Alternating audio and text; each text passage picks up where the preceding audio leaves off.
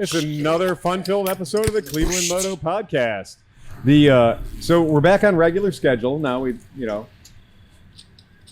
It's what Cleveland's used to. It's cold. Straighten everything out. Mm-hmm. Straighten it out, straighten it out. There you go. Straighten it out. But it's only going to be cold 60 degrees for 2 or 3 days, and it's going up to 70 and then back up to 80. So get the fuck out of here, really? Yeah. Okay, all right. So we're just going to, this is just that little taste. This is what Spirit Halloween stores really like. Yeah.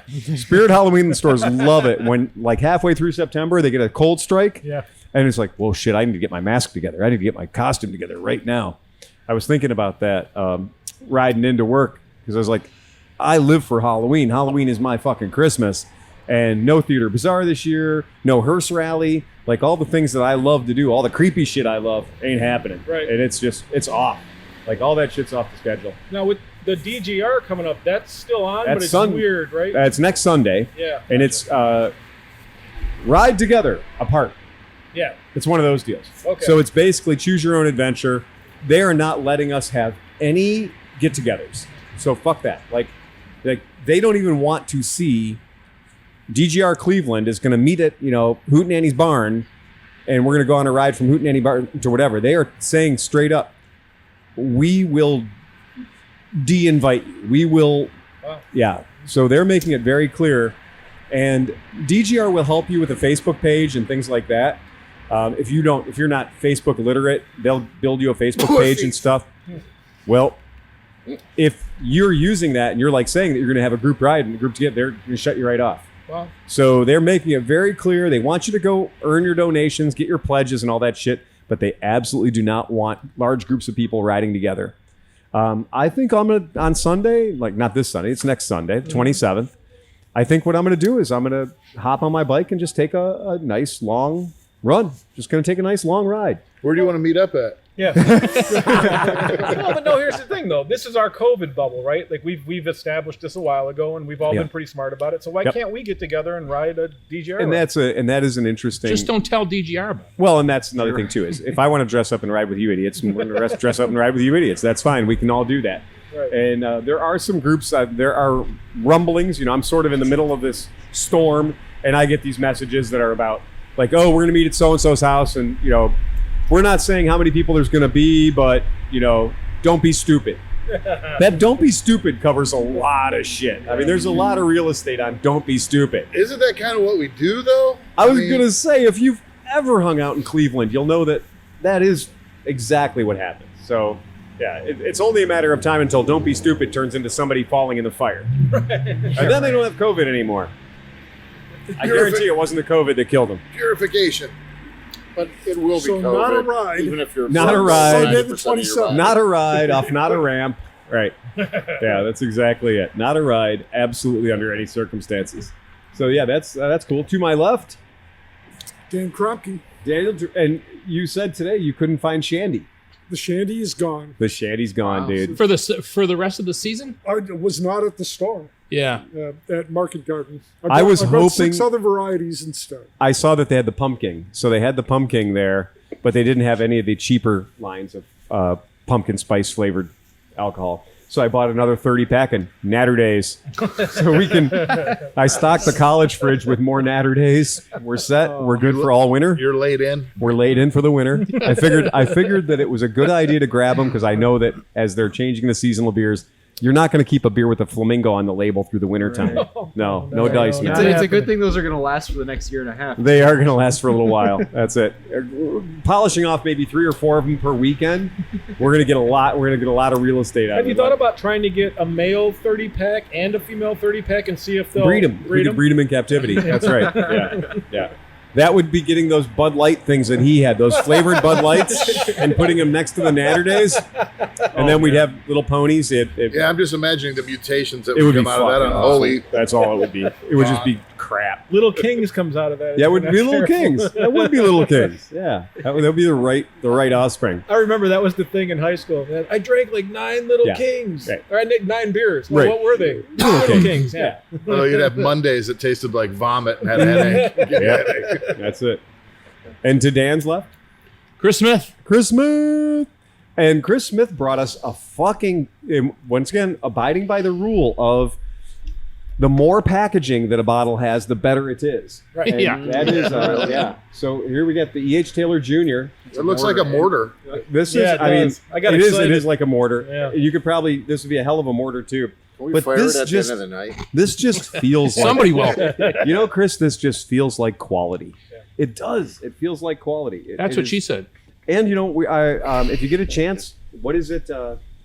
What's the documentary that's on thing right now for the bourbon documentary? Oh, I don't know. You'll have to bear with me, but it's called Neat. Thank you. It's called Neat. Oh, So I saw that watch with the the bourbon documentary. It's called Neat. It is wonderful. I learned all kinds of great information that I didn't know about bourbon before, including bottled in bond. So that's your quality assurance right there. That's your guarantee of a product of what has not been stepped on. So that was cool. So fantastic. Looking forward to that a lot. So here's one of the questions: is the Progressive Motorcycle Show will not be at our normal location this year? It will not. It will fucking not. But I did see that I did get a motorcycle show email today. Me too. So what's up with that? They're Well, still I think planning the on- left hand is not aware of what the right hand or who the right hand is touching. Yeah. I think that's a real case. So our IX Center has officially closed, and the IX Center Just is this week. right, like within the past few days. Go get him, little ninja. Within just a couple of days, the IX Center has closed. Gone They've out had- of business. Yeah, out of business. But they lost. I mean, what it seemed to me is that they lost their operator. Yes, that's the Park Corporation, Right. which was leasing it from the city of Cleveland. Correct. I looked into it a little Yep. bit. City of Cleveland purchased that property in 2001. Along with the airport, right? yeah, they did a part of the land, airport they did a expansion. land swap Yeah. with the city of Brooklyn. Right. They gave Brooklyn NASA, Brook Park, excuse me. They gave Brook Park NASA, Yep. and they took the IX Center and then purchased the property. I'll tell you what. NASA's still in business. I would much rather have NASA. Right now, I'd much rather have NASA. They're still paying rent. Right. Exactly. Well, the ultimate goal, I think, with that was so that they could expand runways and Yes. stuff. They could eventually. So oh yeah.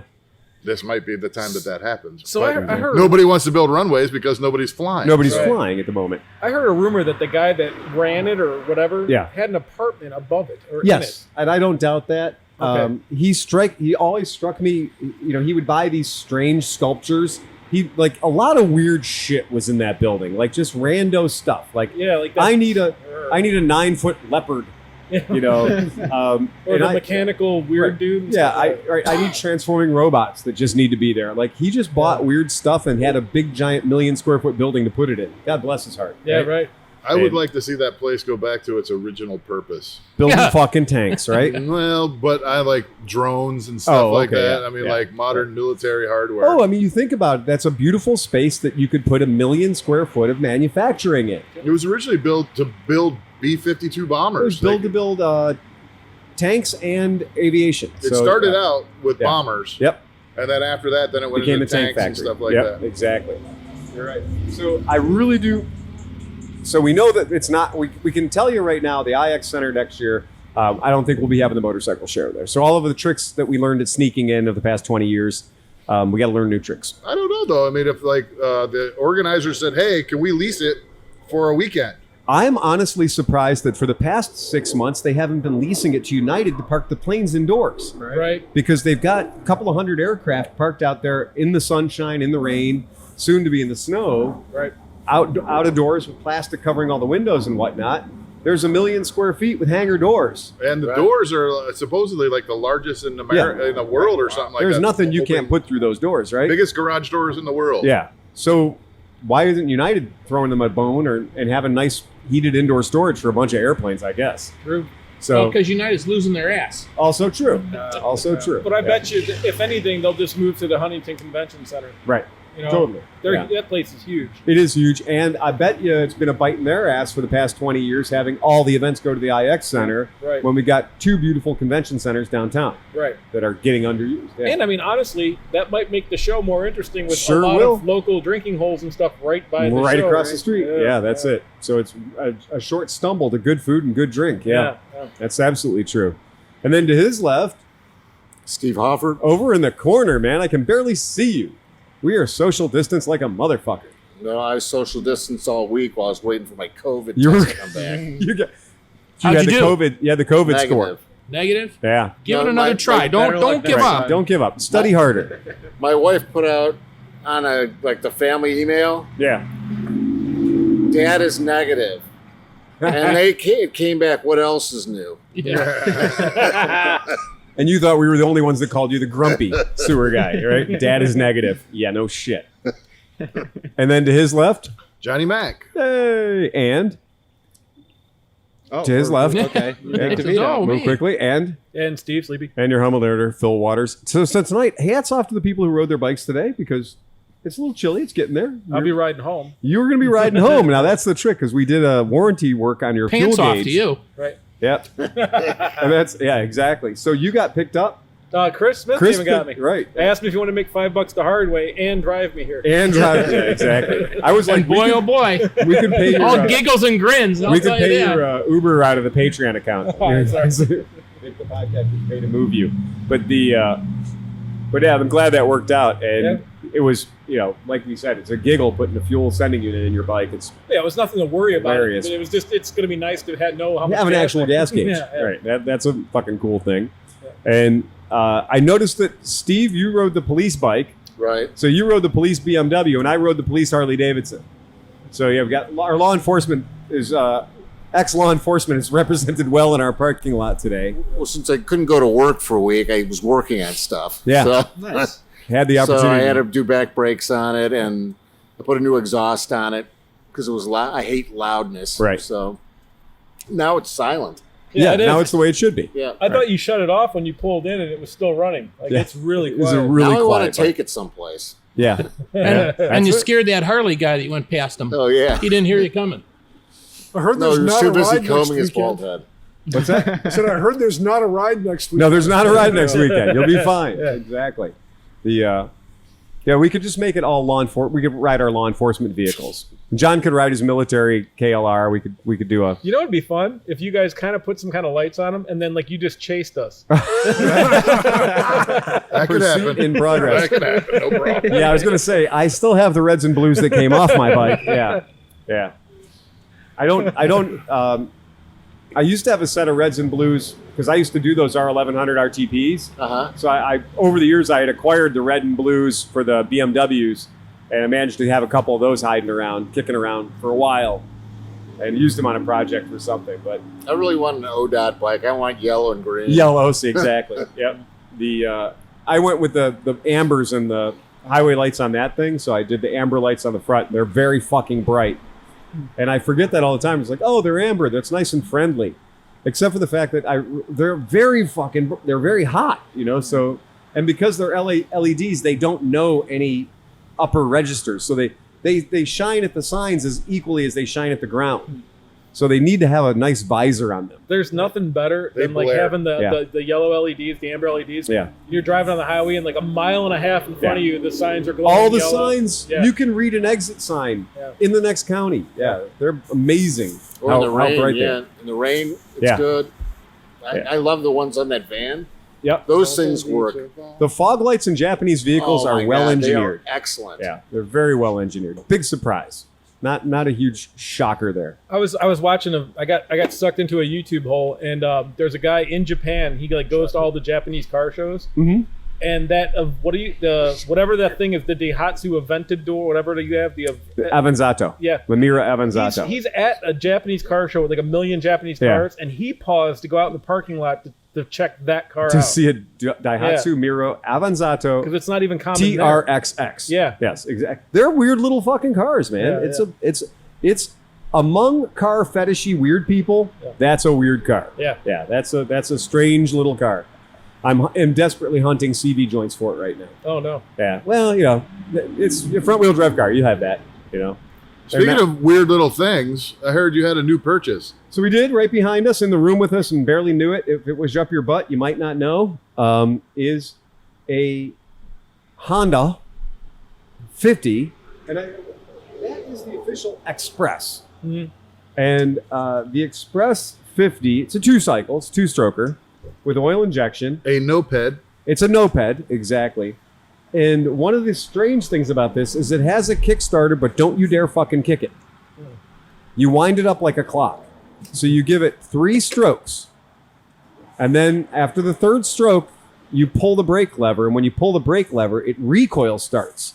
It returns all that energy into the kicker. It is a ratchet recoil, like the old Briggs & Stratton lawnmower ratchet. Exactly. Yep. And so that's the way those work.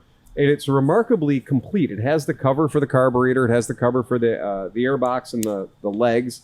So for being a 1980 nearly worthless thing, all of its parts are there. You know? And it's the highly desirable sapphire powder blue. Sapphire powder blue, as opposed to the yellow. Yellow, yeah. Right. The dog urine yellow. These ones apparently go like 1 or 2 miles an hour faster. Oh, they are? The blue ones are faster? That's good to know. Does Owens make inserts for the shock? They should, right? Yeah, because I'm going to tell you that whatever that vehicle is, it's the cheapest thing you could buy in 1980. Yeah. Right? Because the Chinese invasion hadn't happened.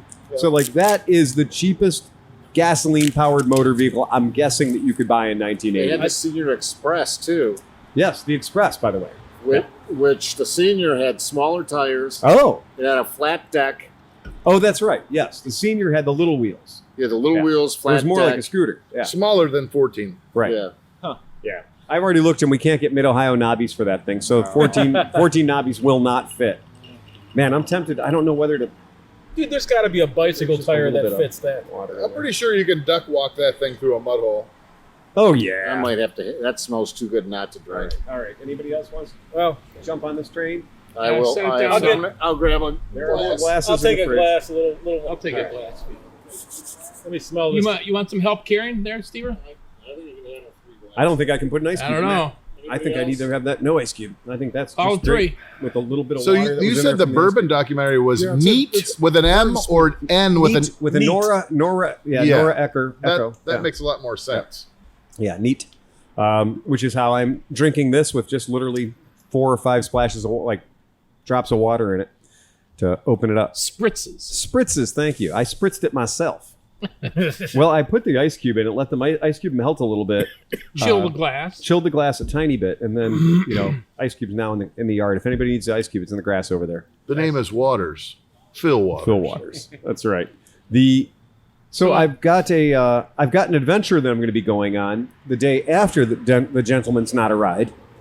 And so after the Distinguished Gentleman's Not a Ride, I'm leaving and going to deliver one of my small cars in Oklahoma City. And then I'll be going from Oklahoma City. Home of the Unabomber. Home of the... That's right. There we go. Ta-da! And so I'll be using a U-Haul trailer behind my No, not the E350 Unabomber. van. No, that was the Oklahoma City bombing. Yeah. That was the Yeah, that was McVeigh. McVeigh. Right. Oh, Yeah. sorry. Yeah. Oh, fuck. Right, exactly. Yeah. Hey, get your terrorists correct. You're on the playing cards. No, a terrorist. And so then I'm going to deliver the little POW to the buyer who's in Oklahoma City and then drop the U-Haul trailer there, be done with that. But I'm going to take my VersaHaul. So the search is on to find a vehicle in Oklahoma City. Now, my ultimate destination is Phoenix, because in Phoenix, I'm going to start my Highway 89, the Grand Caravan 89, which is my route heading north out of Phoenix on America's most scenic highway, Cinch. which I will ultimately end up in Montana at the... in a pine class. Thank you. So when you say a vehicle that you're looking for in Fill her Arizona, up. you said Yeah. VersaHaul, Giddy up. which would imply you're taking a motorcycle, 6 inches. which would, I'm trying to understand Yeah. what's going on. So what's going on is I'm going to start with a Nissan POW with a trailer, with car a hauler, with a behind, car hauler from U-Haul next door, behind a pickup truck or the van? behind my big van. Behind the big Yeah, van. behind okay. the E350.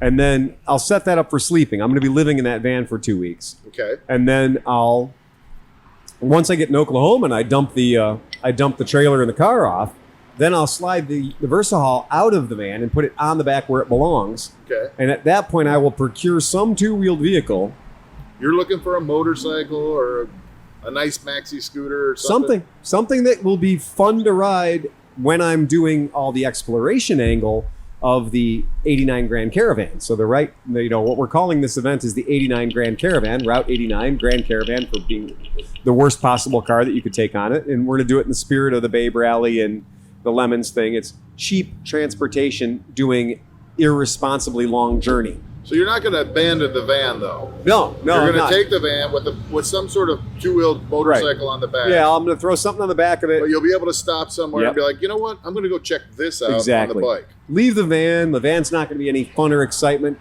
Throw the bike on the ground and then go explore on the bike. And you know how it is with the motorcycle. You can see things you couldn't normally see. You know. And what bike, pray tell, would Don't be know the yet. best Have item? no idea. And And you don't want to just take a bike with you? no, I don't. It's no That's fun. not exciting. It's not exciting at all. Well, and what are you thinking though? Are you looking for small displacement? Are you looking for a pig? Like what? I'm looking for a KLR 650 or smaller. Really? And I just sold my other KLR 650, but I'm not looking for necessarily a KLR 650. Okay. But I'm looking for the ideas. It's got to be A WR250. something like that. Yeah. Something in that range. Something that's going to be easy to put on and off the Versahol, right? Something that would be fast and easy to strap in. Something that's enough to grab me and gear, because I'm going to be in every weather condition, right? And something that if I want to go fuck off, because I'm going to be on Going to the Sun Road. I mean, that Going to the Sun Road is magical. I mean, you're driving up a fucking glacier. So it would pay to have some kind of a cool bike. If I could, get a little bit of dirt under it, wouldn't hurt me. So I'm on Oklahoma City's Facebook Marketplace and on their Craigslist and everything else, looking for anything with, knobby tires at this point. DRZ, whatever. Exactly. I just sold my DRZ, so I'm looking at all the bikes I just sold. I'd check Adventure Rider. Those guys Sure, that's a good. They that's a have good pickup. most of those guys take care of their shit. Yep. And a lot of it's it's out there. That's Yes, it where is. a lot of the stuff is. And that's a really, really good idea too. The one thing I've noticed is the prices are higher than they were last year. Motorcycle prices have gone up decidedly. 1988 Honda NX 650, Okay. a bike we all love. And this is no prom queen. This is not, this is 11,000 miles on it. And it's, it needs tires. It needs everything. That's $2,200. That's a pretty good price 10 years ago. These things were getting down in the 1,500 range. So that's the one that I found that I was looking at that as being like, that's a really good investment. But a 2004 Kawasaki KLR, that's the red one or the burgundy one, $4,000. Oh, That's steep. Yeah. KLRs they're going KLRs up are 4,100. Yeah, 4,100 for virtually any I've KLR. said that a million times, though. It's almost better just to buy a new one if you It really is. wanted one. I totally agree. There's not a huge discount on buying a used Yep. one. but they don't make them anymore. Well, Yeah, that's true. yes. Yeah. So go buy a DR 650 Yeah. and you'll be just as happy. Right. That's Yeah, true. It's the same 25-year-old Or, technology. if you want a little bit more dirt oriented, then you buy the Honda. Right. That's absolutely true. Yeah, I mean, that's the biggest thing is when you put that weight limit on it, you're trying to say, I want this bike to be lightweight so I can chuck it up on the ramp real easy. I can chuck it up on the Versahol real easy. So having it be light enough that one dude can put it up and down on the thing is a real good idea. KLR, I mean, I've had the KLR on my cheesy little aluminum rack. Yeah. And it works good on the back of the, on the motor On your and camper. everything. Yep. It's kind of heavy, though, for that. Yeah. Like something lighter than a KLR would be nice. That's what I was 250s are thinking. perfect. Well, Yeah. 250 is okay, but I'm not very happy with Honda's Janus CRF 250. Halcyon 250. So that's why I'm saying the WR 250 because Right. they say that WR 250 That's a beast. is Got a some real beast, motor there, that yeah. it's like a 450, but Yep. Well, because in it's a 250 5-valve engine, I think. Yeah. 250. And That's I mean, true. there's people traveling around the world on the WR250 Yeah. just for that very reason. There's no Light. shortage of E-Stroms out there for $3,900. Yeah. Honda NC700, which is the Dullville. So you can get the Dullville, that 2010 Dullville for $3,600. But that's kind of a big bike. I mean, that's getting into a You're heavy not machine. that would Yeah, suck to put that's on a bagger. the Versahol. Oh yeah. Well, you have heavy enough equipment. You could do it, but Yeah. still, you want something that's easy on, easy off. Bam, Yeah, bam. I don't want it to be like, I don't know if I want to go through the trouble of unloading that fucker. Wait, so this Versahol is on an 89. No. It's on his 3/4 ton van. Oh, Yeah, okay, I'm yeah. The sorry. Versahol is on the back of Yeah, my sorry. full-size Ford I was Econoline. going to say, how is that inch and a quarter receiver? Oh no, it's the name of the name of the adventure that we're doing. The name of the adventure is called the 89 Grand Caravan. Yeah. Only because one of our friends, Ben Lamberton, when I stole the idea from him about doing this road rally from the bottom of Route 89 to the top of Route 89, and then culminating it at the Going to the Sun Road. I just stole his idea completely and ran with it. And then I even stole his name for it, which is the 89 Grand Caravan, which is brilliant because that's the kind of bullshit we end up driving. Because, you can do it in a $2,000 vehicle or you can do it in a $1,000 vehicle, and there's points associated with it. So, the shittier and cheaper your car, the more points associated with the achieving of the goals, scavenger hunt style. Now, I know it's for cars. Yes. Okay, so 2 wheels is out, but what about something with 3 wheels? My God. I thought about this, there being this class system would be like the basic class. We'd originally, with the Babe Rally, we had did it with $500 cars. Mm-hmm. It's really, really hard to have a $500 car that's roadworthy for a 1,600 mile trip. Right. Yeah. You should have a leopard class for like cars with more than like 50% rust. That's another good, well, yeah. And so we figured that there would be 3 classes. We figured the class would be $1,000 car class, right? Yeah. Would be like, you're going to get a whole lot of points for every goal you achieve. Yeah. $1,000 car class. And then we thought there could be the $3,000 class, which is like virtually like, that's a pretty decent car, right? $3,000 car class. You can get a Toyota Corolla and drive it for 290,000 more miles for $3,000. Right. And then we thought there would be the touring class, which would be like drive whatever the fuck you got. You're going to get the minimum number of points, but you're going to have a really nice ride. It's going to be a beautiful trip. Bring your family along, whatever. But then we thought there could be the ridiculous class or the hysterical vehicle class, which the hysterical vehicle class, you would get the same points that the guys in the $1,000 class would get in the shitbox class. You get the same points because your vehicle was stupid. What did they call that for the flat track? It was an inappropriate. Inappropriate class. Yeah. So you do like the inappropriate class, and then you're instantly lumped in with the $1,000 cars. Yeah. Yeah. So that's that's a great way. And you bring something with 3 wheels on it. Yeah. No shit. You're going to be in with the $1,000 cars. You honestly bring half the shit that's in front of my store right now, and you're going to be in the inappropriate class, the hysterical vehicle class. So that's the idea behind it. Not motorcycle related at all. Yeah, really, the hearse, the Japanese. The hearse, exactly. That would be awesome. You should get double points for the hearse. You know what? Fuck it. I think for the hearse, we'd be just fine taking the regular $1,000 car points, or So you go get a picture of a weird thing, you do it in a nice car, a regular car, that might get you 10 points. But you do it in a hysterical vehicle, that's 30 points. Oh, just stop at every funeral home, every Chinese restaurant. Yes, absolutely. And then every day is going to be goals that you have to achieve. You're not going to know about it in advance. Go to the Japanese Cultural Center of every city. Yeah. Yep. Go to a strip club and get pictures with all the girls in front of your vehicle. Wham! Right? Harder than you think at lunch. Oh, come on. Lunchtime's a great time to go. But I'm saying getting them out. Oh, right. Yeah. Right. Okay. You ever seen a stripper in broad daylight? No, you don't. Very rarely do you ever see a stripper in broad daylight. They don't look the same. In Portland, weren't they were doing only when they're smoking a cigarette. So in Portland, to save the strippers, because the strip clubs are closed, they let them do Boober Eats, where strippers would bring you food in the daylight with pasties on. Right on, man. I would go back there. How do you know these things? I would go back there to order steak from Maggie. They had the girls from the Red Devil. Yeah, Lucky Devil. The Lucky Devil were the girls that were doing Boober Eats. Yeah. Oh, okay. Yep. So you're on first name with all those girls, right? No. I would be honored to go back and give Maggie half a paycheck. Nice. Yeah, I felt like I got my good nudity for dollar. Very good ratio of, because she's tall. Yeah, a lot of girl there. Yeah, there's a whole lot of woman there, and I felt scared. And that's worth an extra $20. Yeah. A little intimidation goes a long way. What is it? And I was going to say, when she started imitating Godzilla, when I was building little cities out of John and I were building little cities out of money. Yeah. And she would come out and imitate Godzilla and crash them.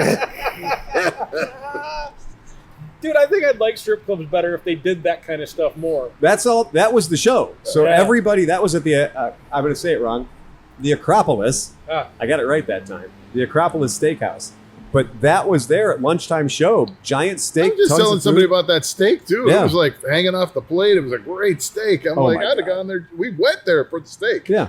And we went back for the steak. That was it. Like, not kidding. The food was great. The dancers were incredibly smart and fun and interactive and So the steak was good, but how was the roast beef? Quarter miles over. I didn't get a chance to taste it. They asked me how I wanted my steak cooked, and I went like that. I asked for a couple samples, but I wasn't able to get any. Just slice me off a piece just like that. It'd be great. As pink as all the parts I like. Right. Well, a strip club's what you make of it, too. And it all depends on who you go there with and everything like that. I'm going to tell you, there were 20 people in that strip club when we were there that were sitting way back and weren't having a hell of a great time. And we were sitting up in the front. We got our money's worth. I went to the one strip club with my buddy for his bachelor party or whatever. And these two, I'm the only one who sat up at the stage for a minute, and then like, look over here. And these two guys are talking about comic books, and these guys are over here. I'm like, okay, I guess this isn't your cup of tea. They're just in a bar that happens to have naked women invaded it. The best podcast was when he came back from his birthday from the strip club. White Lightning and Chocolate Thunder. Still, to this day, that's going to be a very special episode. So there's actually a lot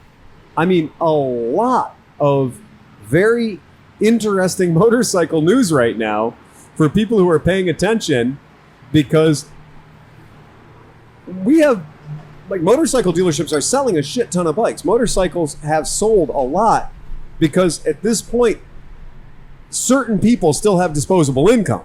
So certain people are still spending money. But I think that the manufacturers may realize that's not something that's going to go on forever, and they're going to be able to go on forever. And looking at some of the strategy from these companies looking into the next couple of years is really interesting. KTM is just tripling down in China. KTM is saying, we've seen what China has to offer, or we've seen what China has to offer, and we like it. For a long time now, KTM is an Austrian company, obviously, major Austrian player, and they were kind of like the weird Austrian guys in the motorcycle world. And when you think about KTM, a lot of people miss out. I mean, KTM is also Husqvarna. Mm-hmm. It's also Gas. So, I mean, that's a big thing. And they're part of this group called Pure Mobility AG. So AG is basically something that goes at the end of any, automotive company in Europe. But Pure is P-I-E-R. Automotive giant. E-R. Automotive giant, yes. And they do electric bikes. They do trials bikes. They do, obviously, the Husqvarnas and the KTMs and all that stuff. But they have said that the lineup for next year, KTM's got a 750 coming out, like everyone does, right? So KTM's got multiple 750s going to hit the street. Those are 100% made in China. And they're made by CF Moto. And that's a strange thing, because CF Moto is CF Moto. They can make you some junk. Or Boy, they can. They can make and we have seen here at the building what level you can get with CF Moto. You can get some stuff that's pretty great, or you can get some stuff that is really despicable. And so they've said that for that factory, they're going to be doing a 125 Duke and the RC 125, obviously not for our market, a 200 Duke and a 200 RC, a 250 Duke. But here's the ones that matter. The 390 Duke and the RC 390, the Svartpillion and the Wittpillion. So all the baby pillions. So the pillions, the 250 and the 401, because I believe that big pillion's been canceled. Oh, the 701's gone? I think that's canceled. I don't know. Yeah. Well, they're supposed to have a 701 adventure bike, too. That's really? Really cool. Okay. Yeah. So those 250 and the 401 are both made in China, as well as the 250 and 390 Adventure are made in China. Wow. So that's where KTM's going. They have really thrown down with the folks from CF Moto. Huh. So it's a really tough thing. When you start looking at that stuff, I was going through some of the Chinese news and some of the Chinese news stories, and they're really saying that all the single cylinder and twin cylinder stuff is going to be CF Moto functioning for KTM. Gotcha. So that's a really, really big deal for them. Do they make anything other than single and twin cylinder bikes? I don't know. I think KTM's pretty much your adventure bikes are all your big twins, right? So I think that opens it up to everything. I mean, it's hard to keep a narrow adventure bike when you start going to 3 or 4 cylinders. That's right. That's exactly right. But even their Dukes and Super Dukes, the 1290 Super Duke is still a twin, and that thing rips, right? Oh my God, it's fierce, absolutely, amazingly powerful. So that's just crazy stuff when you start looking at how much they're committing to China, and we also have to remember with China too, there's what's called CKD, which are these complete knockdown units. With a complete knockdown unit is a bike that is designed to beat all the tariffs. So that's a company. Like, so that company, Harley-Davidson Motor Company, the way that they were pretty happy because they were claiming that 40% of their build was leaving in America. I don't know if I ever believed that 40% of their build was leaving America. I didn't fucking fathom that. I find it hard to believe that the rest of the planet can buy enough big twins to compete with America, what we buy in big twins. Yeah. They were dumping them. Right. They were putting them on a barge and dumping them in the ocean just to say they were making sales. I have no idea what it looks like, but what I did learn about was I learned about the Chinese manufacturing, and yes, Harley-Davidson is really embraced building stuff in China.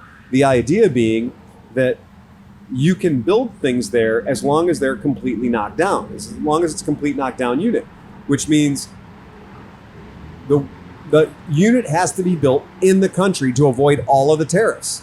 So think about that on an American production level. America makes money when we ship shit outside of America. When we build it here and it leaves here.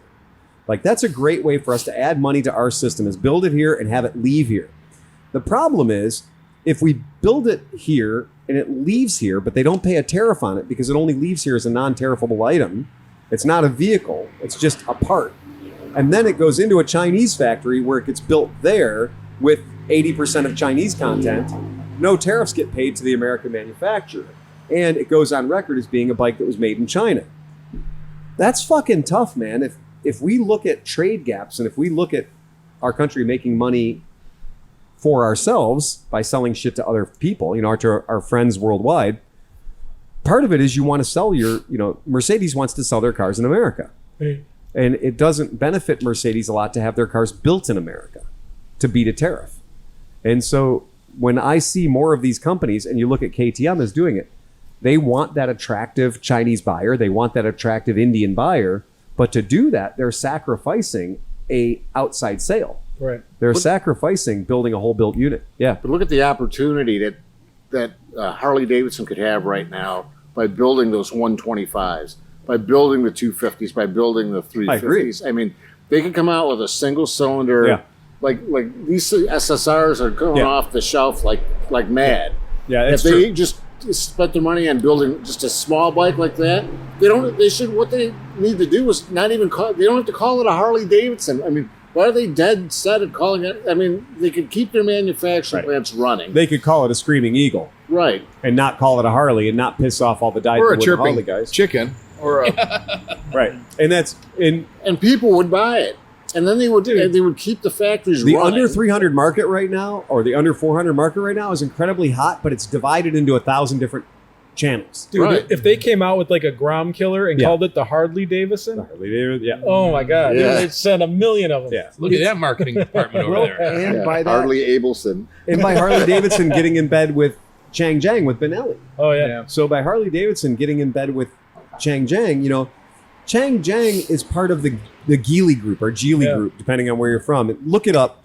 Geely is huge. Geely's. I just that came up in an article a couple weeks ago I was reading. Yeah. I never heard of them, and they're the biggest car manufacturer in the world. Absolutely. It's insane. It's insane. Yeah. So what brand they actually make a Geely, right? Like, Geely makes a Rolls Royce. They make a copy of a Rolls Royce that Jeremy Clarkson drove around, and the guys from Top Gear drove around, and it's kind of like, wow, this is a Rolls Royce, but it's a $35,000 Rolls Royce. Wow.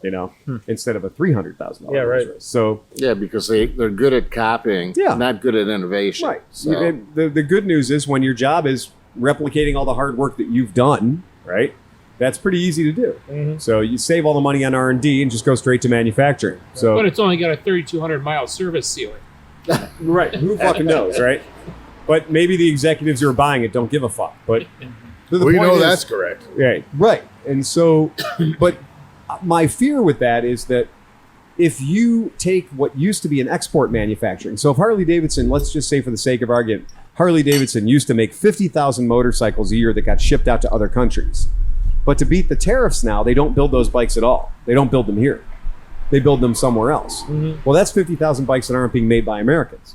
And that's a problem. So that's something that we have to be careful of as we run more and more and more into like embracing, like, I love the awesome $3,000 Chinese motorcycles, you know, and we're not joking when we're telling you, like, yeah, I can sell you a Benelli 302 for $39.99, you know, and at $39.99, you're getting a motorcycle that goes over 100 miles an hour, and it's a twin cylinder bike, and it's got 8 valves, and it's fuel injected, and it kicks much ass. And when you compare it to the Honda or the KTM sitting next to it, that's a 300. Yeah, the quality is better, man. And we've ridden them head to head many times, and the 302 is a better bike. It feels better, it stops better, it corners better. It's just a better bike. Now that right being now, said, though, I mean, I would say right now it's a better bike, right? Because this is the initial run of all these ones coming out, right? But the KTM's made in China too. Yeah. Well, what I'm saying is. What I'm saying is, a lot of times you'll see the initial one, like I like the Simbas. Yes. But the 2010 Simba is a decent, excellent, and I think it's an excellent copy of the Super Cup.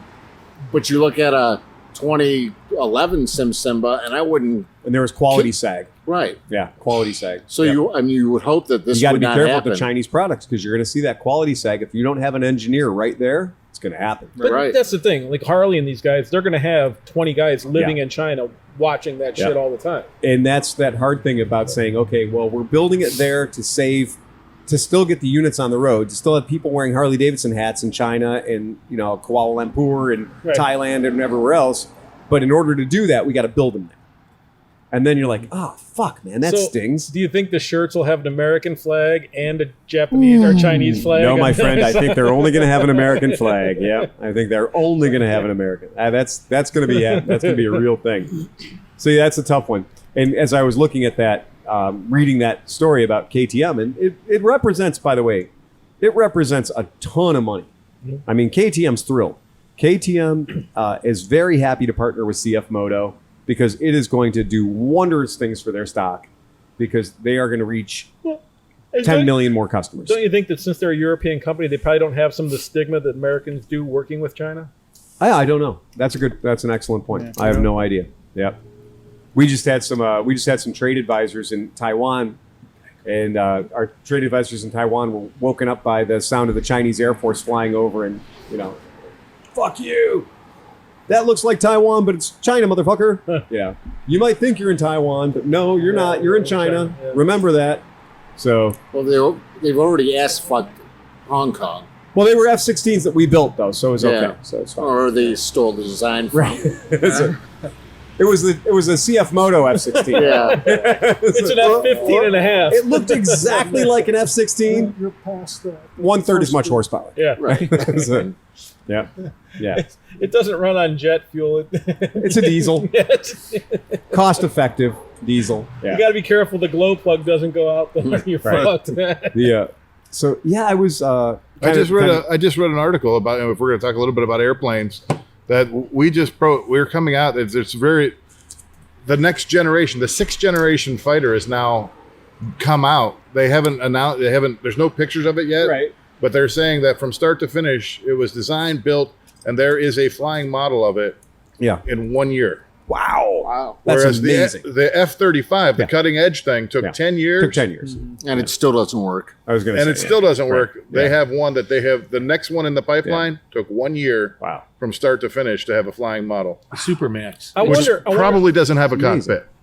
Yeah, I was going to say, and I wonder if a lot of that doesn't have to do with the advancements of 3D printing. So instead of having to mill all this shit, they can print parts and fit and print and fit. Yeah, that's true. I was just thinking that additive manufacturing is probably playing a big role in that. That is a really smart thing. And the idea, too, is removing the least reliable part, which is the human, probably goes a long way to building shit like that. If I didn't have a family, I would have been in the sandbox. I got offers, because I flew RC stuff all the years. Yeah. They wanted me to go and fly surveillance. The job paid $196,000 for 6 months. You were on duty 12 hours off, 12 hours on, 12 hours, and 24 off or whatever. You're still a civilian, so there's no armament on the shit you're flying. It's just camera, whatever. Right. And then if you stayed after, so the 6 months was $191,000, whatever.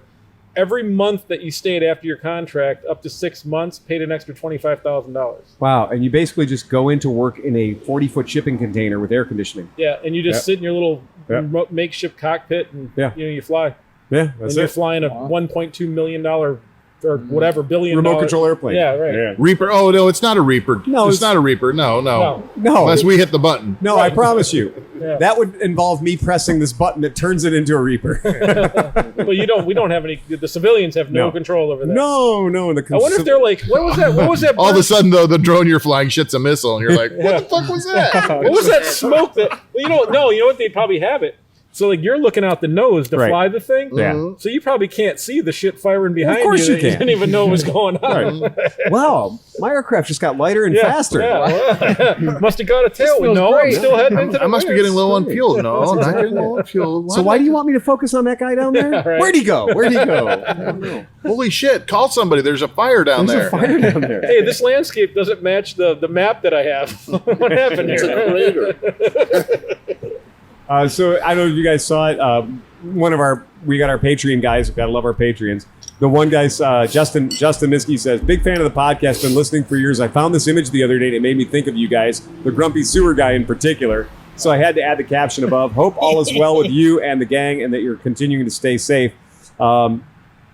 It says, when you find out ClevelandMoto also repairs automobiles, and yes, it's the front of the Land Rover where the R and the L have been transposed, and it says Rand Lover. So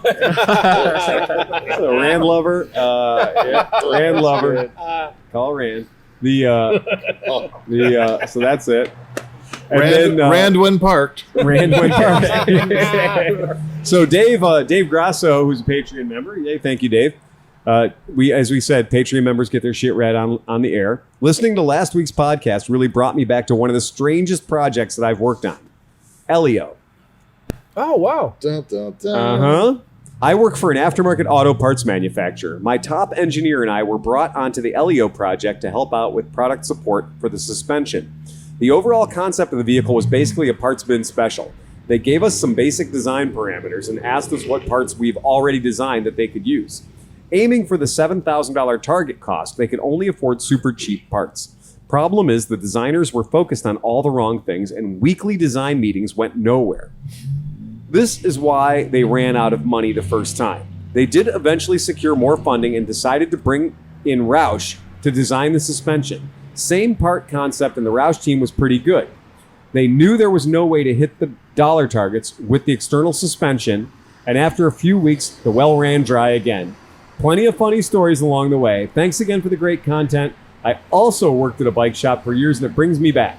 I feel like I'm sitting around the shop again. I'll have to find my way to Cleveland on a Friday night sometime, and he'll bring the booze. Hell yeah. Well done. All right. So invited, officially. that's cool. And when you think about the Elio, right, that was a major feature of the Elio, just like an Ariel Atom, was you could see all the suspension on the outside of the vehicle. And The sad part is, if they said, you know what, we made a mistake, it's going to cost us like $12,000 to build this vehicle. Right.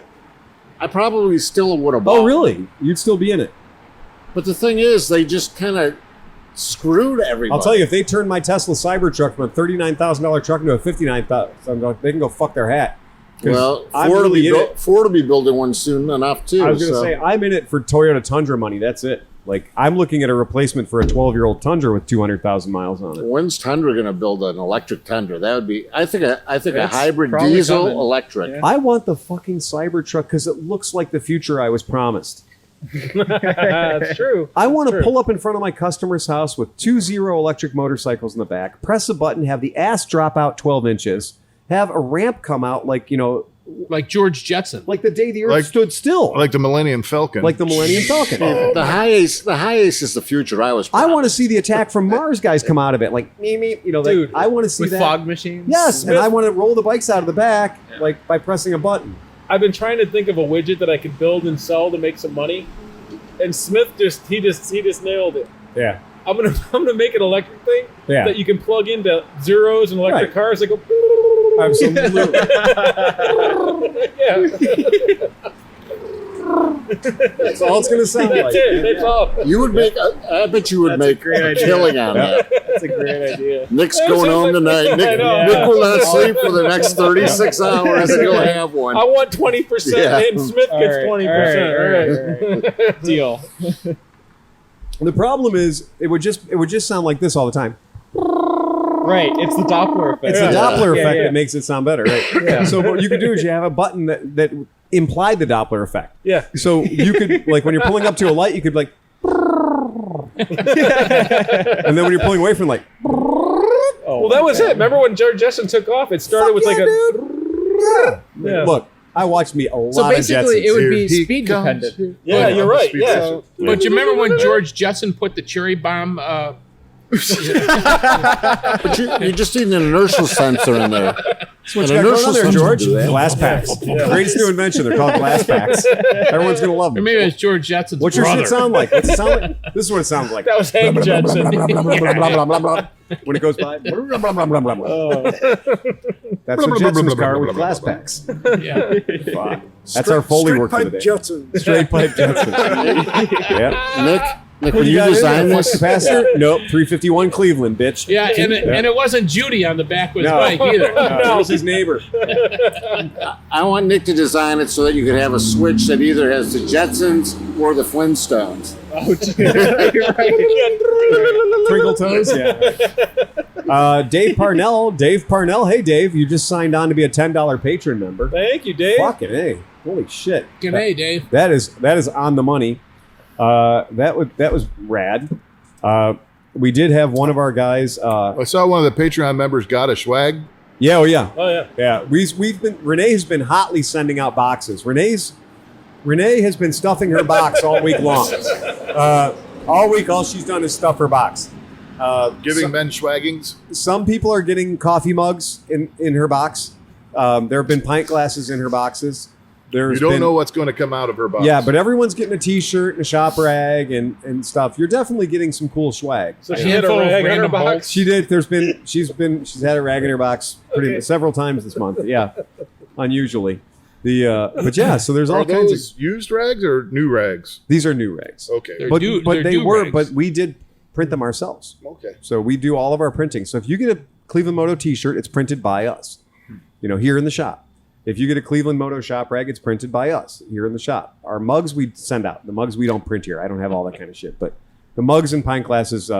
So yeah, when you do at the $10 level and you get the full party pack, you get to pick whether you want a pint glass or you want a coffee mug. The coffee mugs are big, by the way. Very nice. They are That's not- my go-to in the mornings. Yeah, is they that. are not 8-ounce coffee mugs. This is not a fucking teacup.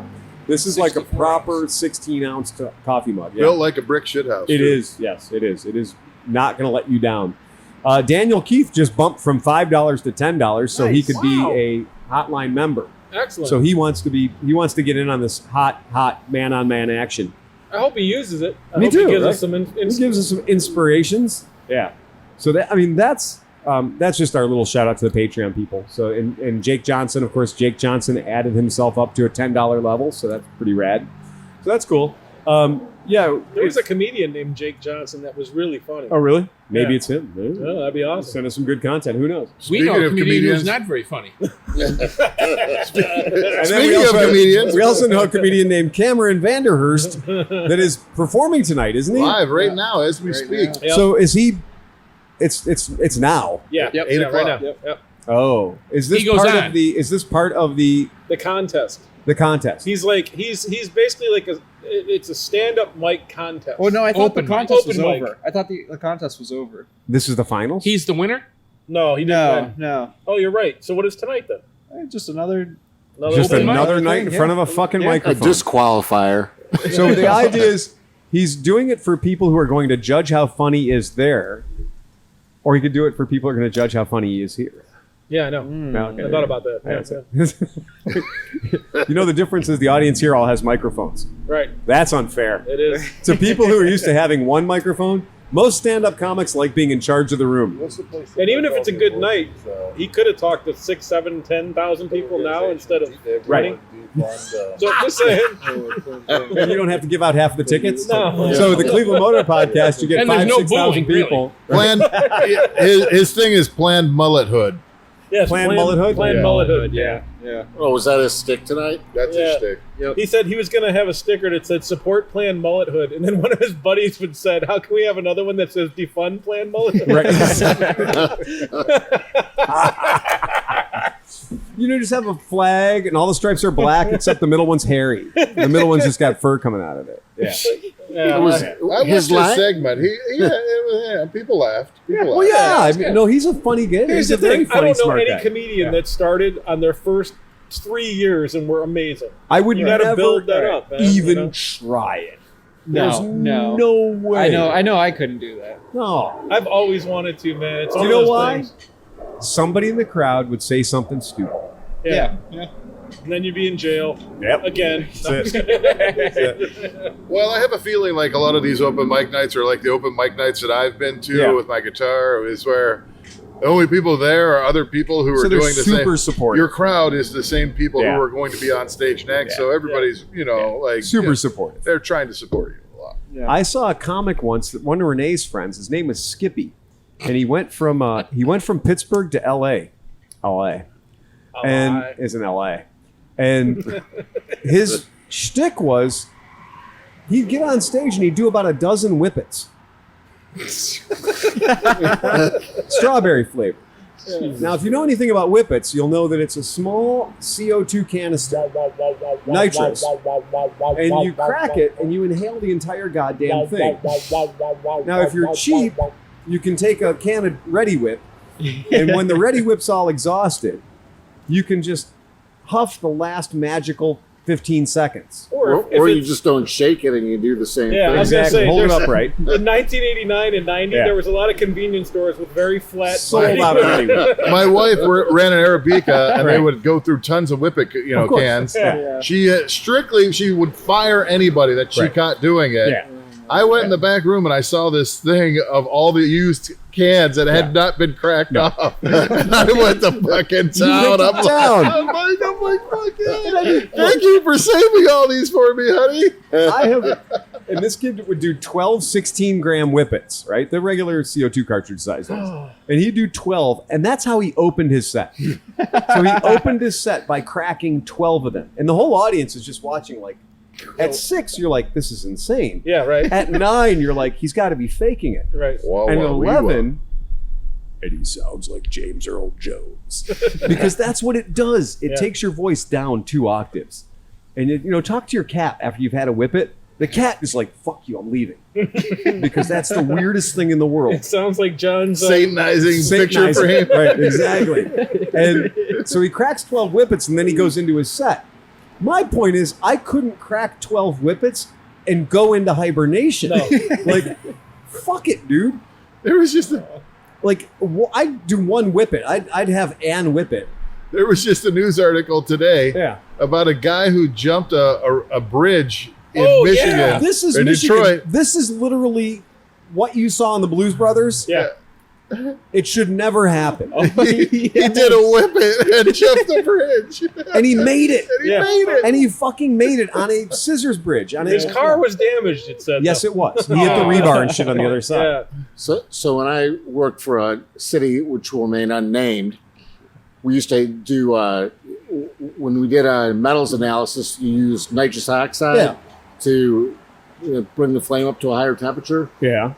This dude would go in where the nitrous oxide was and huff it Right. all the time at night. Right. Well, he almost died. He got he was He fished huffing. out. He took the hose off and he was huffing it, but they were like maybe 4 or 5 ceramic, walls to hold Yeah. the cylinders up. Yeah. Well, he passed out and his arms were hooked over the wall. Oh shit.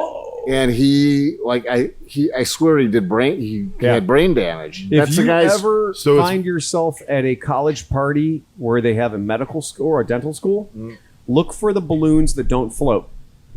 So if you're like, wow, that's really weird. There's balloons that are floating. Yay, it's a party. And there's balloons that are on the floor.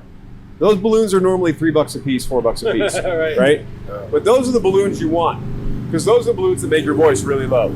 So it's actually kind of a big thing that in dental office, Yeah. they find people dead all the time. because like the cleaning person comes in and they're like, oh, There's a whole tank of nitrous right there. So they put the mask on, they turn it on, and they go go to down. sleep forever. Yeah. Well, and also and for all your listeners out there that's deciding that you want to do nitrous, know this. Don't do this at home. No, my buddy used to race boats. Right. Well, his brother did. He had like a hydroplane, thing, and they had nitrous oxide. Yeah. And so he It's decided, denatured. Yeah. I'm just going to use this because it's nitrous. And then they found him dead in the shower. Yeah, you can't use It's that. not good. No, it turns out NOS. They put sulfur in the stuff for racing, so you can do it, but it gives you a bad headache and it makes you It sick. killed him. But I figured out. So Steve has all these motorcycles, right, and all this stuff, and we're like, how did he afford it? He used to fucking Walter Way to Jankum. He's got a whole fucking plant just sitting there with every stinky like all the shit that you could ever make Jankum. Yeah, with. that's true. He was dealing Jankum was all over the city. So Jankum, for if people don't know what it is, there's a scam like I don't know years and years ago about these guys put out this joke about how you shit in a bottle With water and then you put a balloon over it and then the shit Trap the ferments. gas. I mean, it digests, anaerobically digests, and then you breathe in your shit. You know the methane. gas? The methane up it's here. carbon dioxide and CH. But the best part was all the guys Four. that were doing it knew what anaerobically, whatever he just said, meant. So that was even better. So anyway, tons of sheriff's departments and police departments picked this up, and we have all these things at work where they put out bulletins like Jankum is a real threat. Oh my! And it was God. a joke. I mean, it's these college kids put out. It was a total joke. Jankum is a real threat. Yeah, but then these kids saw police those departments just got articles pooned. and they started doing it. Oh, really? So So the then- joke became real, dude. So it's basically 66% methane and 33%. Yeah, but Carbon like dioxide. AHI is abusing harmful inhalants, right? So anybody who's ever had a kid or a teenager at home that was like, I don't care what's under the sink, I'm gonna huff it and see what happens, right? That happens. Like we know people like that. We know people that live that life where their kid was just like under the sink constantly, All chrome and shiny. right? And like, yeah, and like There's glue traps under the sink. yeah, that's true.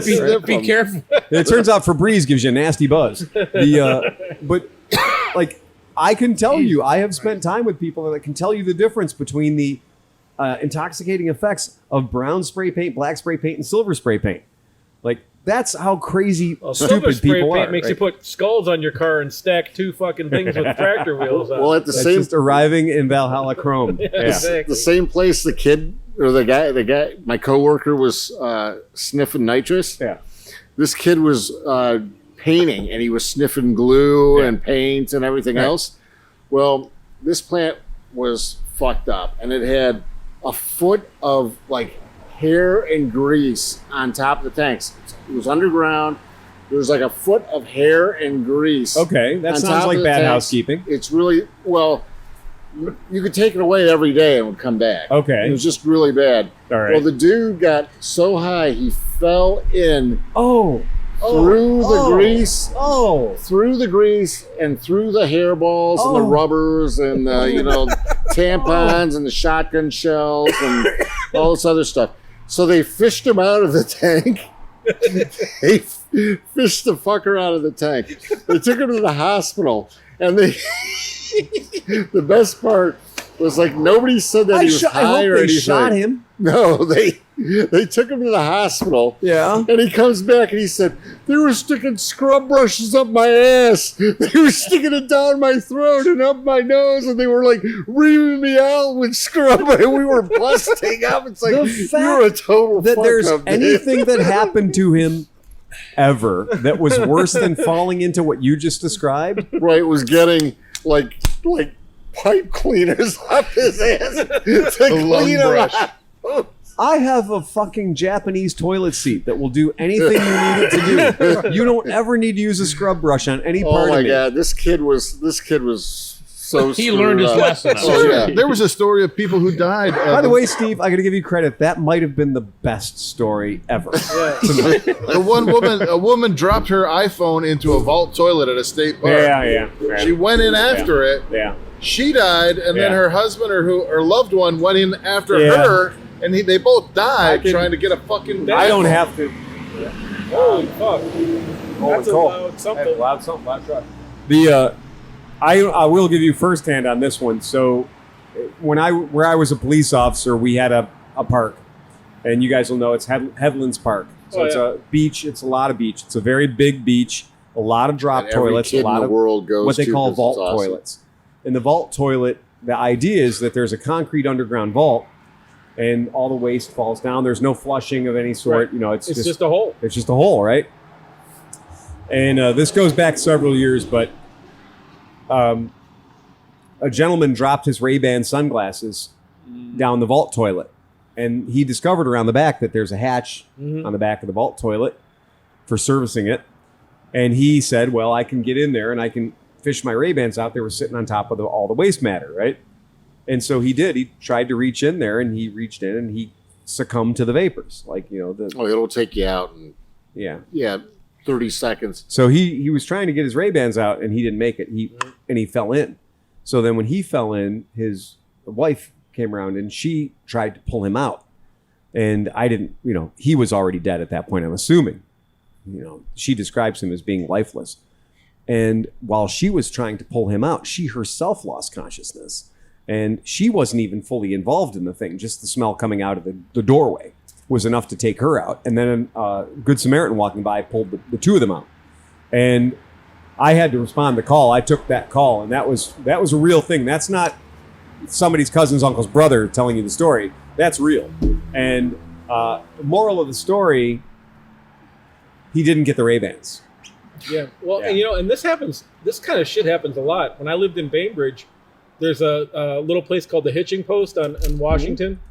And it has, you know, gas tanks, whatever. Yep. And so they were doing something where, like, they emptied the one tank, like they sold all the gas, and they had to fix something.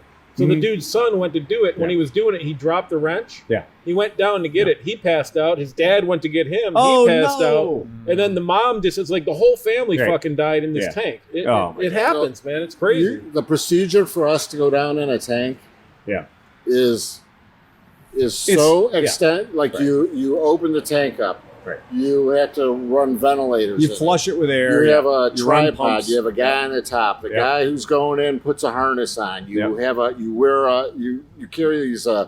Well, we used to call them tri-tectors, but they have like four more. They detect. They detect oxygen. They detect methane. And H2S is really hydrogen sulfide will really get you. I mean, that'll really make you pass out. And carbon monoxide. So you have to check. You lower it down in the tank, and then you bring it up. Or some of them have like wands. You stick down there, and you have to wear it when you go down. Now, I had a question about. So with painting, so you just recently painted the gas tank on your Suzuki. I painted the whole thing. I mean, it's amazing. Like, I mean, you did a really good job, Steve. Now, I haven't seen it in close up yet, but from what I've seen, I still have wet sanding and two more gas coats of tank clear. number one. Yeah, right. Like your project. This is your first time painting a bike. No, I painted back. I used to have a whole painting thing. Okay, you did, but I don't have it anymore. So this is the first time I've tried to do a professional job with rattle bombs. So it's all that, but it's like. I sprayed a color and I wet sanded it. Okay. And then I sprayed the color and then I wet sanded it. Like, this is like 30 And are times. you doing this all in cans? Yes. Wow. But then I am finishing it with an actual 2K clear because SprayMax now has a 2-part clear where you have to push the bottom and it blows the hardener into the clear. You shake it and then it's also under like 1,000 PSI. Get the fuck out of here. No, really? So you get a real... And you're using, I mean, these are using regular standard plastic tips. Mm-hmm. Wow. So holy shit. But, I mean, there's still a lot of wet sanding. Like, the trick to all this is, like, just like anything else, it's prep and wet sanding. So, like, now I'm to the stage now with the clear coat where I'm wet sanding at 1,500 grit. Right. And then I'll spray a thing, and I'll go to 1,800 grit, spray it, and then that'll be finished up with the 305, the MIG wires. It's basically like a 2,000 grit polishing compound. Wow. And holy shit. Yeah, but, I mean, you know, I'm trying. It's definitely going to look better than it did. Well, I think it's funny because it replicates Chris's paint job on his GS450. Right. So his paint job on his GS450, you're going to have the same thing on your GS. Yeah, we can be buddies. We'll just drive around. On your GS850. Good old hands. So they're going to be matching bikes. Maybe we can do the thing where we straddle. Yeah, he's matching your bike. Yeah. Just to be clear, you're not buddies now. Right. But you're about we were earlier tonight. Yeah, exactly. Right. I Still owe you thing. that $5, but that's all right. Well, you gave me a kiss behind the ear. I know. There you go. Made you feel special, didn't it? But I saw that, and it looks great. And that's one of those classic things, like the paint job on Chris's bike, the silver with the blue and the green, Right. the highlight.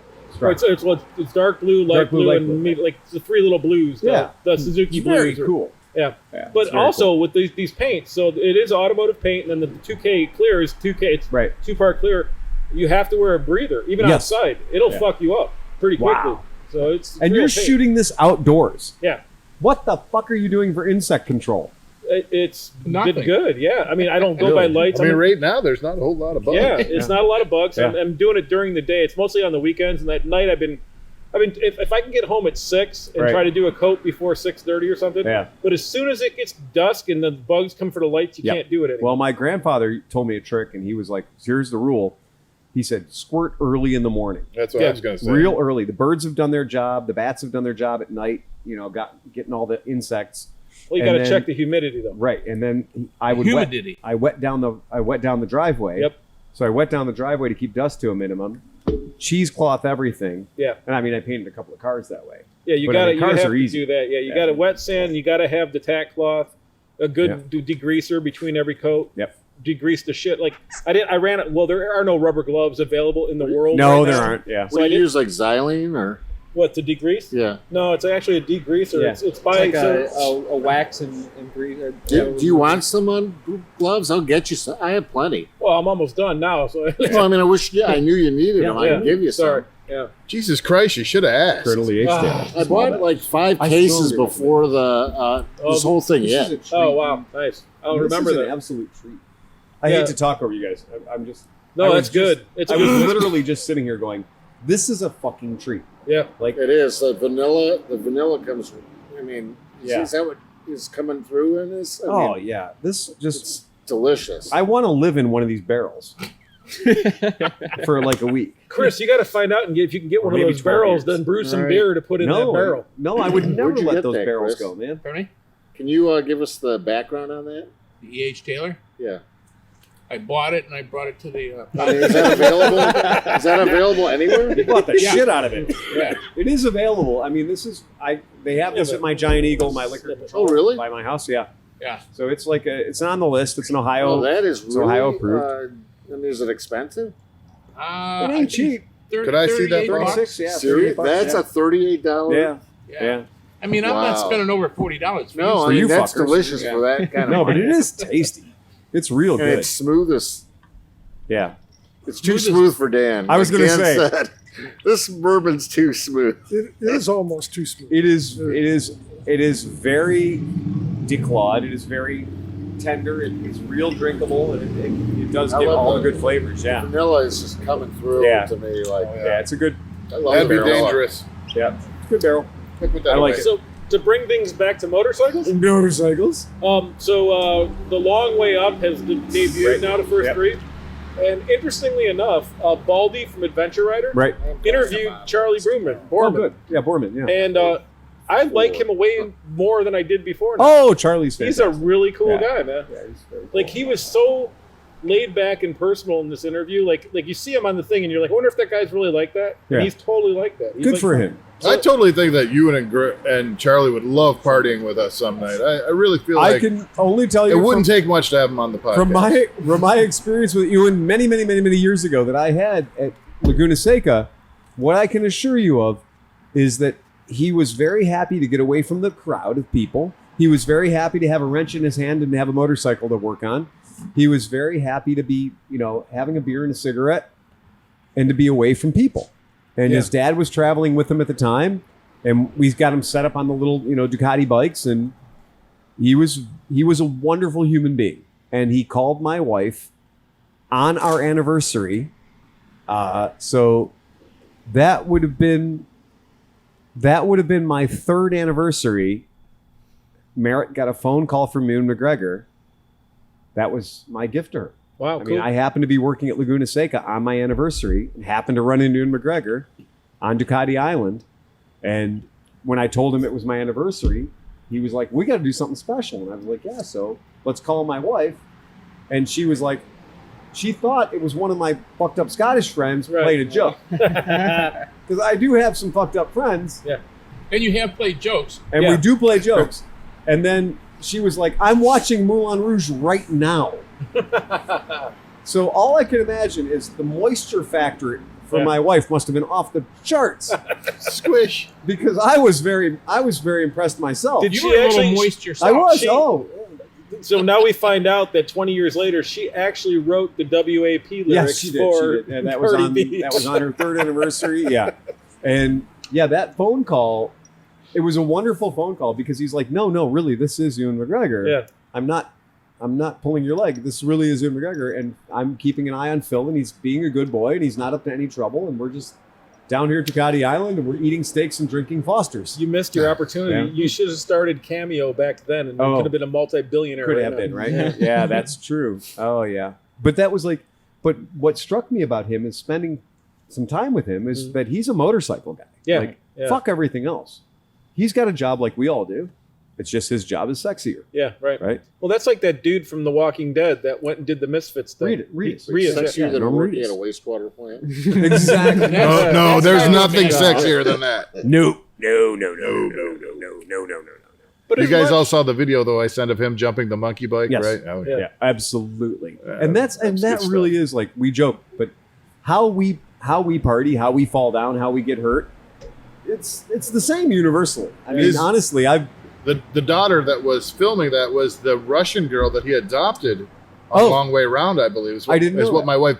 After I sent that to my wife, she was like, she went off on Ewan McGregor and watching all the videos and everything else he had, and then Yeah. she came back and told me that, and I'm like, oh, okay, so that he did. yeah. I mean, it's She's a little heartbroken though that he got divorced and stuff, and I'm like, but he's Yeah. single now, honey. just watch out if she you just get keeps divorced. like loading like Velvet Goldmine, because he gets his dick out in that one. So you know, if she's watching that one a Mashed lot. potatoes. That's yeah. The- But you know what, dude? If you're a celebrity and you've stayed married to the woman during your come up and during all like the heyday years, and now it's It 25 years happens. later, Yeah. it's probably just a divorce. It's not like he was like, oh, I'm going to go Yeah. bang everything. He's been a star for 30 years, you Right. know? Like, Yeah. I haven't heard of any scandals where he's gotten, No. nobody's pregnant. Nobody's coming back at him and saying There's he no raped Honestly, Me Too is coming after Ian realistically, McGregor. He would- that dude stays the fuck off TMZ. So Yeah, God love yeah, him. yeah. Right. Both God, of I don't know those how the guys. hell he does it, but you know, because that dude is fucking. Look, dude, I he's mean, what is Obi-Wan it- Kenobi. What is it like to walk around and just know that How women are looking careful at do you you have like, to be? oh my God. Yeah, but I don't would- care. How careful do you have to be? You're Fuck fucking that. Obi-Wan Kenobi. You've got George Lucas money. Yeah. I mean, You can't do shit. Yeah. You Oh, got to yeah. be super careful about everything. Oh, yeah. If he'd sneeze near somebody, they'd sue him for COVID spreading or something like Well, you know? yeah, and that's it. You know, you give a girl a hug, and all of a sudden you rape her. Yeah, right. But I mean, that's you got to or be. dude, to be fair, either, you know. Or yeah, that's Right. true. Right. Fair enough. Honestly. Yeah. Right. But I can tell you that the new hot celebrity that people should be getting into is you know, motorcycle shop owners. Yeah. We're way hella interesting. Oh, yeah. There's a lot going on here. People don't Well, realize. when we do this next project in the winter here, this side project, you are going to be the star of YouTube. So And once again, and that is going to be peeling back the curtain on something that nobody wants to know about. yeah, that's Yeah. why it's going to be good. Would you like to know what I woke up to this morning when I came into my shop? When I showed up my shop here this morning at the crack of, I got here at about 10. I had to go to the dump. Let you know, like very glamorous. I had to go to the dump and take all my recyclables and But did you motorcycle dump crates. before you went to the dump? No, yeah, I do. Yeah, it's Okay. morning. It's religious. Constitutional? I eat cashews, so I Yeah. take care of that. But when I got back here and we were ready to throw the switch and open the shop at about 11 o'clock, right? This is coronavirus, people. We have a sign on the door that says it is by appointment only. You must wear a mask. You must make an appointment. You can't walk through my front door. The motherfucker is locked. This morning, James had guys calling an hour before we opened to pick up bikes, drop off bike, and do everything. Let me tell you, they were all old white men. Oh, yeah. Yeah, old white men. James and I at this point would kill for a spicy Latino lady to come in. If we could get a saucy black woman to show up, just full of sass, Yeah. we would be thrilled because we have been old white men to death. So do you know who showed up at 11? The Christian Motorcycle Club. Oh, great. All of them. Oh god. All of them. Phil, Yeah. do Do you know Jesus? Oh, I knew Jesus. He painted my hot rod. But who's who I don't fucking know? All of a sudden, Phil paints an upside-down cross on the door. It says, 27 apostles of stupid all showed up at the same time. 25 Harley Davidsons and 2 pretend Harley Davidsons. Yeah. They were imitation Harley Davidsons. All showed Probably up. debadged. One tri-glide. It had a ladder that deployed, and he scampered up on top of the tri-glide. Now, no shit for reals. These guys quit being Christian the second I told them they couldn't come in the shop. Oh, yeah. All of the love thy brother man, love thy fellow man, treat anyone like you'd want to be treated, all went out the fucking window. They were no longer riding for the sun. They were the sons of bitches. They got shitty with me. Like third level shitty with me because I wouldn't let them go in the shop. What do you think they were even here to buy? Nothing. Nothing. They were on the 19 shop motorcycle tour, which is where they go out and basically secretly, silently judge 17 motorcycle shops that are between their starting point and their finishing point on a Friday when every other good, hardworking American's at their goddamn job. You're going to get a 2-star review. Right, they judged exactly. you. Do you know what, though? Do you know what? It's all on AOL. I'm cool. Yeah, they left me a 2-star review on AOL. Yeah. I'm all right with that, pal. What's the Christian dating site? Christian Mingle. Christian Mingle. Yeah. ClevelandMoto is a 1-star. We're 1-star on Christian Mingle. But these cats all showed up, and it was like, hey, we want to go in your store. And I went, we have a website. Yeah. Every bike we have for sale is on my website. Everything is on the website. Check out the website. Contact me back with the bike you'd like to talk to me about. And depending on whether or not I have appointments, I'll wheel the bike out. We can talk about it outside in the beautiful sunshine and open air. Or we can get you an appointment, go inside, and we'll be in there. But no more than 2 people in the shop at any time. Right. Because you know what happens if me gets COVID? Renee gets COVID. Right. And James gets COVID. And our shop gets COVID. And we get shut the fuck down. And then we stop making money. Do you know how much money you get if you get COVID and your business gets shut down? 0. Squatouche, as Chris Smith would say. No, it's less than squatouche. Less than squatouche. Because you're paying, Yeah, still you're right. paying out. Exactly. Yeah, We're right. still paying our rent. Our mortgage. We're still paying our electric. We're still paying everything else. We can't be in business because we're fucking toxic. And we're over here fucking with low, respiration and shit. Hating life with a fever. respiration. They got COVID toes. I don't want to have COVID toes. What's a Nobody COVID wants toe? COVID Yeah, toes. dude, no, that's Look a thing. it up. That's a thing, It's dude. a symptom. What? The toes If your get all toes hurt splotchy and you can't fucked up. taste food, you got COVID. Yeah. There's all this new shit, all Yeah. these new things coming out, man. If you can't smell a fart and your toes hurt, Doing some COVID. research. You know what's funny? I had a sore throat You're the there, other you're day, hoofing. and I woke up and I'm like, oh. And I was like, ugh. And I blew a giant fart. I was still in bed. I hotboxed myself, and I was like, oh, good, I can smell this.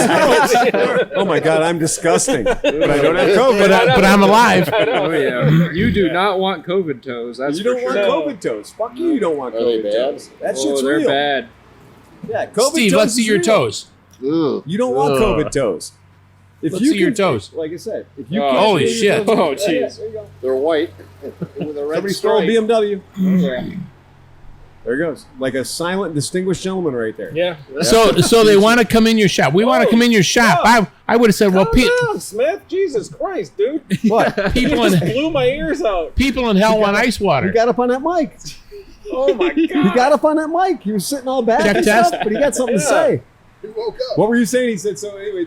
Yeah, they want to come in your shop. Oh hell, people in hell want ice water. I mean, you know what? I told him, I was like, look, these are the rules. We're playing by the rules. We don't want it.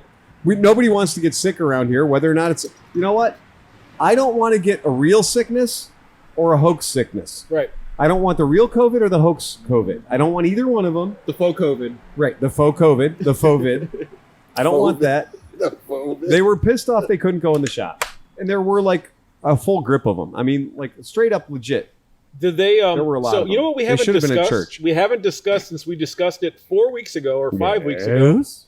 and we were all kind of wondering of the outcome from it. Mhm. And sure enough, there's what are they estimating? Sturgis? 250,000 Yeah, cases no, or some shit? I would or- like to say this. I, Phil Waters, would like to go on record as saying that I do not participate in the awesome math that German study group did. Okay. Because it is awesome math. I got to give them credit. for math. They mathed the shit out of that thing. They mathed that so fucking hard without having a single body to stick a thermometer in. Okay. So without actually penetrating anybody's butthole, they came up with a really big number. They did the monster It's math. the Germans. The Germans did the monster math. And it was a graveyard smash. But I don't think I'm ready to hang my hat on that yet. Yeah, but I that shit happened. Uh-oh, what's up? I'm waving to the pedestrians behind you. Hey, that dog's got 3 legs. No, 4 legs. He's got a backpack. All right. But It's got 5 legs. I have to Wait, think. I've seen 6 legs. I saw the part of the backpack. I thought it was the dog's shoulder. I thought it was a 3-legged dog. No, my initial Okay, thought all right. was that he had 3 legs. Eileen. But don't you think that there was definitely a pretty big spread of shit from that I don't fucking honestly. dude? Every year, 100,000 people get like fucking like herpes. Okay. You know what? Here's the Turn my thing. mic back up. They've, Turn my mic back. one I got thing something to one say. thing that we can be sure about is that they didn't make any less COVID cases. That's absolutely Yeah, factual. right. And that every year since both of them have been operating, more people have died at Sturgis than the Isle of Man. Yeah, right. Oh jeez. Exactly. And nobody at Sturgis is going 200 miles an hour through downtown, or at least they're not supposed to. No, but right? they die of Sturgis because of stupid. Yes, they do. And at the Isle of Man, they die of stupid too. Like 3 people, between 2 and 3 people per year on average die at the Isle of Man. Now, most of them are the best and brightest motorcycle riders that there are on the planet. At Sturgis, we lose between 5 and 7 idiots. Okay, I'm Right. okay with that. Yeah. But I did see an awesome T-shirt. It was like Thinking of the herd. I went to Sturgis 2020 and all I got was COVID. Right. Well, I read a study this week too. I mean, along those lines, that they said that the best thing you could do for yourself is take vitamin D. They Yeah. said that Walk around in the sunshine with your there's a shirt off. 60% correlation Yeah. between vitamin D, the vitamin D deficiency, and Right. getting advanced COVID symptoms. 60% And there's a correlation. 6% correlation between age. So, okay. because right. these aged people, Yeah. like the people in nursing homes Not and a big everything, have surprise. comorbidities, Right. but they also have low vitamin D levels. Yeah. So they believe that the lack of vitamin D allows you to get the disease in the first place. Right. But it also not No, get that's- it. No, I'm whoa. saying His brother last year, when I went to his brother last year, got a checkup, and his brother told me, part of being my age and living in Cleveland, that I didn't get enough D. So I went down to the tool shed, and I'm set. I was about to say that's all why winter long, I was in the tool shed, and I'm good. that's what all those waitresses at Sturgis, no Yeah. problem. They They got had plenty all of the D. D that they All the needed. D they no, but for something Exactly. simple as Yeah. a $3 bottle of like 1,000 Ds you can get. I'm Sounds just like saying. a year in jail. Yeah. No, but I'm just saying. You want take some skulls on then, that? If you can prevent yourself from dying, Yeah. by taking a It turns out getting a whole lot of D. Would you say that would be? It was a study. It was Steve, would you say that was an extensive assload of study D? of like 50,000 people? Is that a my shitload of D doctor- or just an assload of D? Every doctor that you go to, if you go to a Cleveland Clinic doctor, Right. they're going to tell everybody in Cleveland, you must take vitamin D. Sure. Yep. Yeah. So You know why? Because we're You don't get it. so in the everybody- northern part of the world. Yeah, and regardless, you know what? Yeah. How many people really do that? I mean, Yeah. I mean. Oh, I aim my I'm butthole just right trying- at the sun. I figure if I aim my butthole right at the sun, I'm going to that's get a lot that's of D. thing. You know that's a thing, Yeah, right? I know. What is it called? Perineum sunning or perineum? That's the source of your What are you vitamin talking D. about over there? If you hit your base chakra, if you can get your base chakra aimed right, like in No. maybe a solar flare, Yeah. perfect. You're Chris, set for the year. this is a You don't thing. want to People take their pants I've been off so- and I've they been aim so- their butthole at the sun, and they say that the sun landing on their butthole, that tissue sucks up the vitamin D. Have you ever better. felt it? It's amazing. I have. I have not. I've imitated the cat. The Guaranteed cat- to break the ice at parties. The cat likes to lay. We have bay windows. There's 3 windows. It's beautiful. It's sunny. And the cat lies there. Yeah. And there have been a few times where I've been like, What's the difference between a bay window and a bow window? well, Or a bow yeah. window? It's two different. They're different things. If Oh, they're shit. if they were bay windows, that's Put where that- the stick a bagels pin in would that. be. But since they're on the Yeah. whatever. So the cat's sitting there with his one leg in the air. Just laying in You're the like, sun if he looking can lick good. it, I I'm can like, lick it too. He's got one leg in the air. every once in a while, The sun's I'll do hitting his that. nuts. I'll be You like, know? It's like- I'll lay on the floor. I'll just lay in the sun in my underwear Yeah. and fucking soak up some fucking sun. And his neighbors have moved. They're like, oh God, I'm why not is this in the driving by front your window? house anymore. I mow My my yard. bathroom window opens right up to my neighbor's bathroom window. Oh my god. My wife came out. My wife came out a couple of weeks ago, and Those she poor went, people. "You were mowing the yard in a pair of 1986 Umbro Oh, nice. nylon soccer pants, shorts." That's better than 1989 jams. Okay, Remember those? she's like, Zubaz. and she knows where those jams. She knows where those Umbros came from, right? Yeah. And she's like, "You're mowing the lawn in a pair of like 1986 Umbro nylon shorts Yeah. and nothing else." Right. And I have my headphones in. Well, you had a pair of danglers on, right? Exactly. I had ejected my Crocs. My mom willed me her Crocs. And so I had ejected the Crocs. I was mowing the yard en naturel, as close to naked as I could legally get. Push me, and I that was- just hurt me, and- so I can get my Satisfaction. And that's in my playlist, by the way. So I'm mowing the lawn, and I'm like, I'm no Adonis. I'm a 51-year-old speak for pasty yourself, white guy, yeah, you know. right? You're like, I have With a got couple of danglers. a couple of danglers. And she comes out and she goes, "You're mowing the lawn wearing 3 microns of nylon between you and all that is fair." So your member got some vitamin D. Oh, I was like, well, I need the vitamin D for the COVID. Your D needs vitamin D. And I'm also setting a standard for my neighbors. Right. So they feel like they can come out now. Right. You're a displaced person. I've set the low bar for my neighborhood, so all the men who live within like 90 feet, 100 feet of my house, They don't cut their lawn anymore. they see me come out, mow my lawn, they're like, all game. It's all on. We can do this. They're actually trying to grow their grass taller so they don't have to see Phil For anymore. fuck's sake. Get this house up for sale for fucking hell. You know, when I moved into my house 25 years ago, I was the scourge of the neighborhood, and I've become the scourge of the neighborhood again. All the women are playing WAP. That's exactly it. Nobody on my street ever needs to worry about, like, well, you know, we're going to be the problem house. Yeah. Yeah. People bought a house 3 doors down from me. They got like 4 kids. Yeah. And so it's just a normal little house. I mean, my house is on my street. You've been there. It's not these are tiny little houses, like 700, 900 square feet. Yeah. And they're basically beach cottages. But somebody bought the house and they got 3 kids.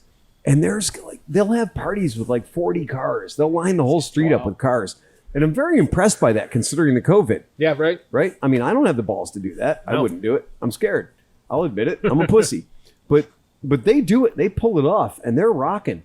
And I'll run down the street in some weird car or motorcycle or something. They'll come over the driveway and I'm like, once like the driveway gets too heavy, I'm like, whoa. This driveway is getting pretty full, guys. You need to step back and talk about this among yourselves. Yeah. Right? You've seen some great things today. Well, you should go discuss that. And it bothers me. Yes, more bourbon. That's what will solve this. You're like, I should take the have cap off. I have a 700 Take the square cap foot off. house, but the garage behind it is 37,000 Yeah, the square garage- feet. So The garage is right. The garage is on Google Maps. That's it. And you said Phil was good. Phil's new warehouse. I'm like, too small. Yeah. Kayak center. Yeah, one of my customers came in today. He's like, "I'm thinking about buying a warehouse." And I was like, "That's great." He's like, "Yeah." It's like thinking about buying a place. I got a bunch of cars. I got some street rods. I got some boats. I was thinking about buying a spot to put the stuff in because we don't have enough room in our garage. I was like, I could totally go halvesies on you for that. He's like, "Well, how much room do you need?" And I said, 7,000 square feet. And he goes, "That's more than I was thinking." I was thinking about a nice 4-car garage, and I'm like, yeah, okay. I'm That's not thinking gonna work. 7,000 Yeah. square feet. Yeah.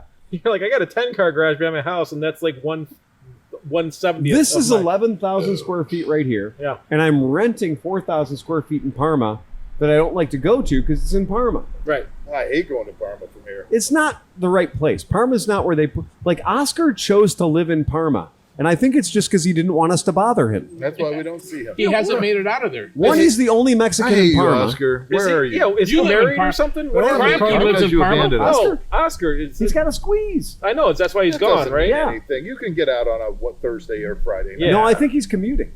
Yeah, To I think, Milwaukee. Yeah, I think he's Beautiful. Oh, yeah. Beautiful water, yeah. Really? Right. But he hasn't Yeah. he hasn't moved or anything, right? No, I don't think so. Okay. No, I don't think so. I think he would let us know. I hope Fuck so. you, Oscar. Right. Yeah. Oh, fuck you, Oscar. God damn it. Oh, this is the right time of the year. So this is the time of the year when we've done our No Border Limits rally historically. So all of my pictures are coming up in Facebook reminding me of all the fun I was having all these times I went to Mexico and pictures of me doing debaucherous things in Mexico. Right. And it seems like unwelding machine guns from the front of a scooter. also true. Yeah. And it also seems like I have a magnetic reaction to mariachi bands. Somehow we were in Positive or negative? positive. And somehow we were in an Italian restaurant and a mariachi band showed up in an Italian restaurant with horses outside. As they do. Horses outside of an Italian restaurant and a mariachi band showed up. I don't remember a lot of this, No, I'm sure. but apparently they played everything we asked them to. So again, Play hot for teacher. best night ever. Look, if the mariachi band can't play AC/DC, they're not a good mariachi band. Stairway to heaven. Freebird. They will play all the Morrissey you can handle. Mexicans love Morrissey. I bet you they don't anymore after he's come out as the White National Front or I've whatever. heard about that. Oh, Yeah, that's hard. That's tough. It makes it hard because but I love will the have to Smiths. tell you that Mexicans love Morrissey so much they might be okay with it. Okay. Yeah, they might be okay with it. Yeah. I've never seen anybody love Morrissey as hard as my Mexican friends. Uh-huh. They do love Morrissey a lot. He did hang like almost naked off a cactus in that one video, so maybe That's it was, true. You know, something to do with that. I don't know. Yeah. Yeah, I'll give Morrissey a little bit of that, but he's getting older in his years. He's getting a little. He's having some. He's an angry old white guy. Well, didn't he? Well, Yeah. not only that, but he never had sex, right? Isn't he like a big Chastain or Oh, I don't know about that. chaste guy? So maybe that's why that gets to you. Yeah. Is it revealing that I don't know who Morrissey is? It's okay. It's okay. It's the band with your name. Yeah. He was They're called the Smiths. Yeah. originally, and then he became. Then he was just Morrissey. It's revealing, but not really. No, it's Very really not. surprising. Yeah, it's not. No, they're nowhere near the Statler brothers. Smith's like, there hasn't been good music since Beethoven. That's it. Hey. I literally thought you were going to say the Bay City Rollers. You went in a whole different direction on that one. The Oak Ridge Boys. Elvira. Oh my God. Hoyt Axton. Boom, That bum, is dangerous. bum, Do not bum, know. bum, That is bum, exactly it. bum. That is a test of your whiteness. Whitenicity. No, I mean playing country roads. Yeah. Even black guys will sing along to Yeah. that. Oh, yeah. But Elvira, Yeah. that tests your whiteness. Yeah. If you come in for the chaka, mao, you are the whitest guy in the room. Yeah. I still like a good Shaka Khan, though. I'm just saying. We love the Shaka Khan. Yeah. Shaka. We have a friend of ours who owns a motor scooter shop in Denver. His name is Colin Shattuck. Huh? And we say, Shattuck Colin. Yeah, Shaka Khan. Shattuck Colin. Shattuck Colin, let me rock it. I can't do it. I've had a few bourbons, so my mouth isn't working right. Yeah. You got to have a sober mouth to play that game. But if you can sing Shattuck Colin instead of Shaka Khan, you're doing good. And Colin will appreciate it. I have to ask an opinion of the group. Oh, he does a podcast called The South Stands. That's a shout out to Colin in Denver. He does a sports podcast called The South Stands, and they talk about Denver sports. Okay. Fucking great, too. Yeah. Anyway. So here's my question to the crew. So I'm putting this bike back together. Yes, you are. eventually, Okay. Yep. Now the Yes, you should replace the turn signal. no the GS 850 parts that go on the side panels, right? Yes. Because of the graphics I use, they would look better moved back a half inch. Oh, don't is do that- it. Don't do it. Is that against regulations Yeah. to I drill don't give new a holes fuck. and fucking put them in there? Okay, one, Pebble Beach? No. Right. No. No.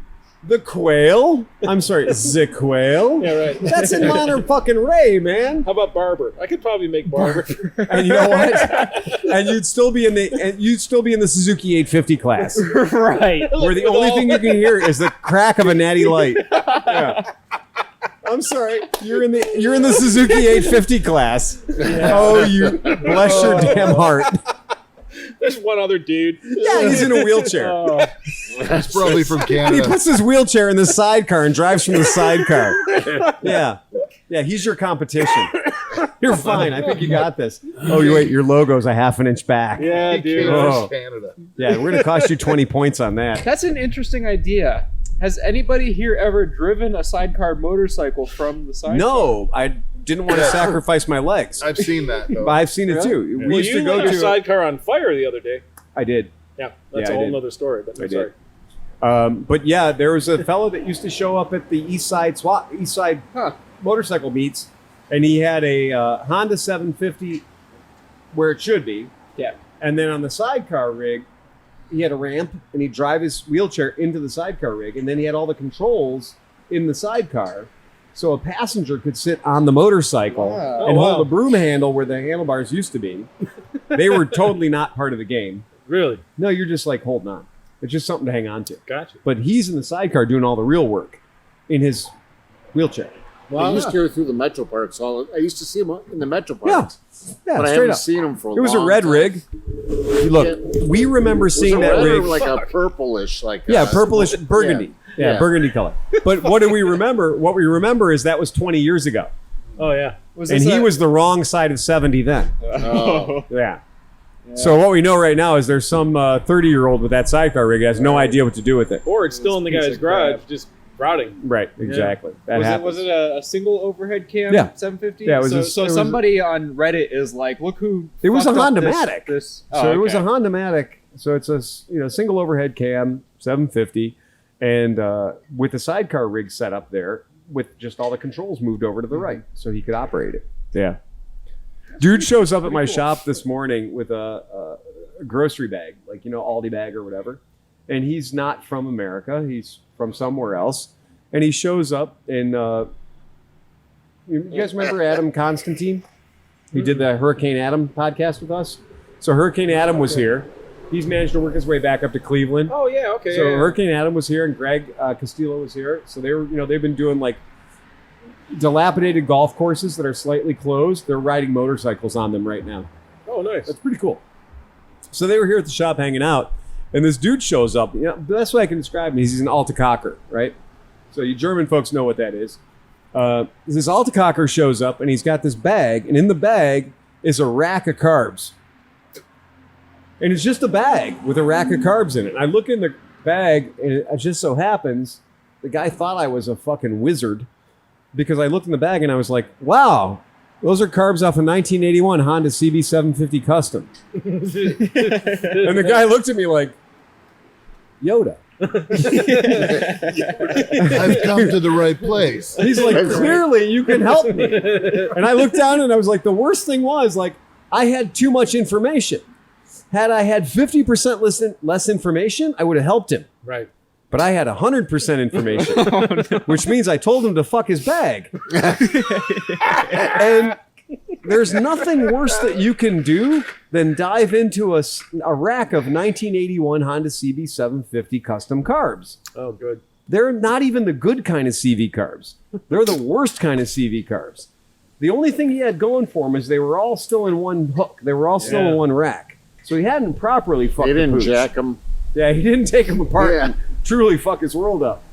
But he's like, can you rebuild these? And I went, yes, but you don't want to pay for it. And he's like, well, how much will it cost to rebuild them? And I said, $1 million. That's the deposit. And I'll give you back whatever's left when I'm done rebuilding them. So what does one dude And do? it will take a year. Is Yeah. there replacements that are That's what he said. He goes, can you just sell me new carburetors? And I went, yes. Set your time machine for 1981. Oh, no. He didn't get the joke. No. Most of my humor is lost on people who are despondent. Yeah. No, because they take everything. Foreigners take They everything take literally. everything seriously. Well, now you're right. They take everything literally. So he was thinking I had a time machine Ah. at that point. And if I did, I wouldn't go back and get an 81 fucking CB750 custom rack of carbs. I have No, other plans. I'd fuck Jamie Lee Curtis. I was wondering. That's how I was like. Who would I? Bo fuck? Derek with the fucking cultural appropriation And I was like, who would braids fuck in. me? And Same amount of people who would fuck me in now. Nobody. I might go after Joan Jett before she realized how awesome girls were. yeah. Yeah. I could be the last guy to ruin Joan Jett. When she was in the Runaways, that would even. That's exactly it. Yeah. Come on.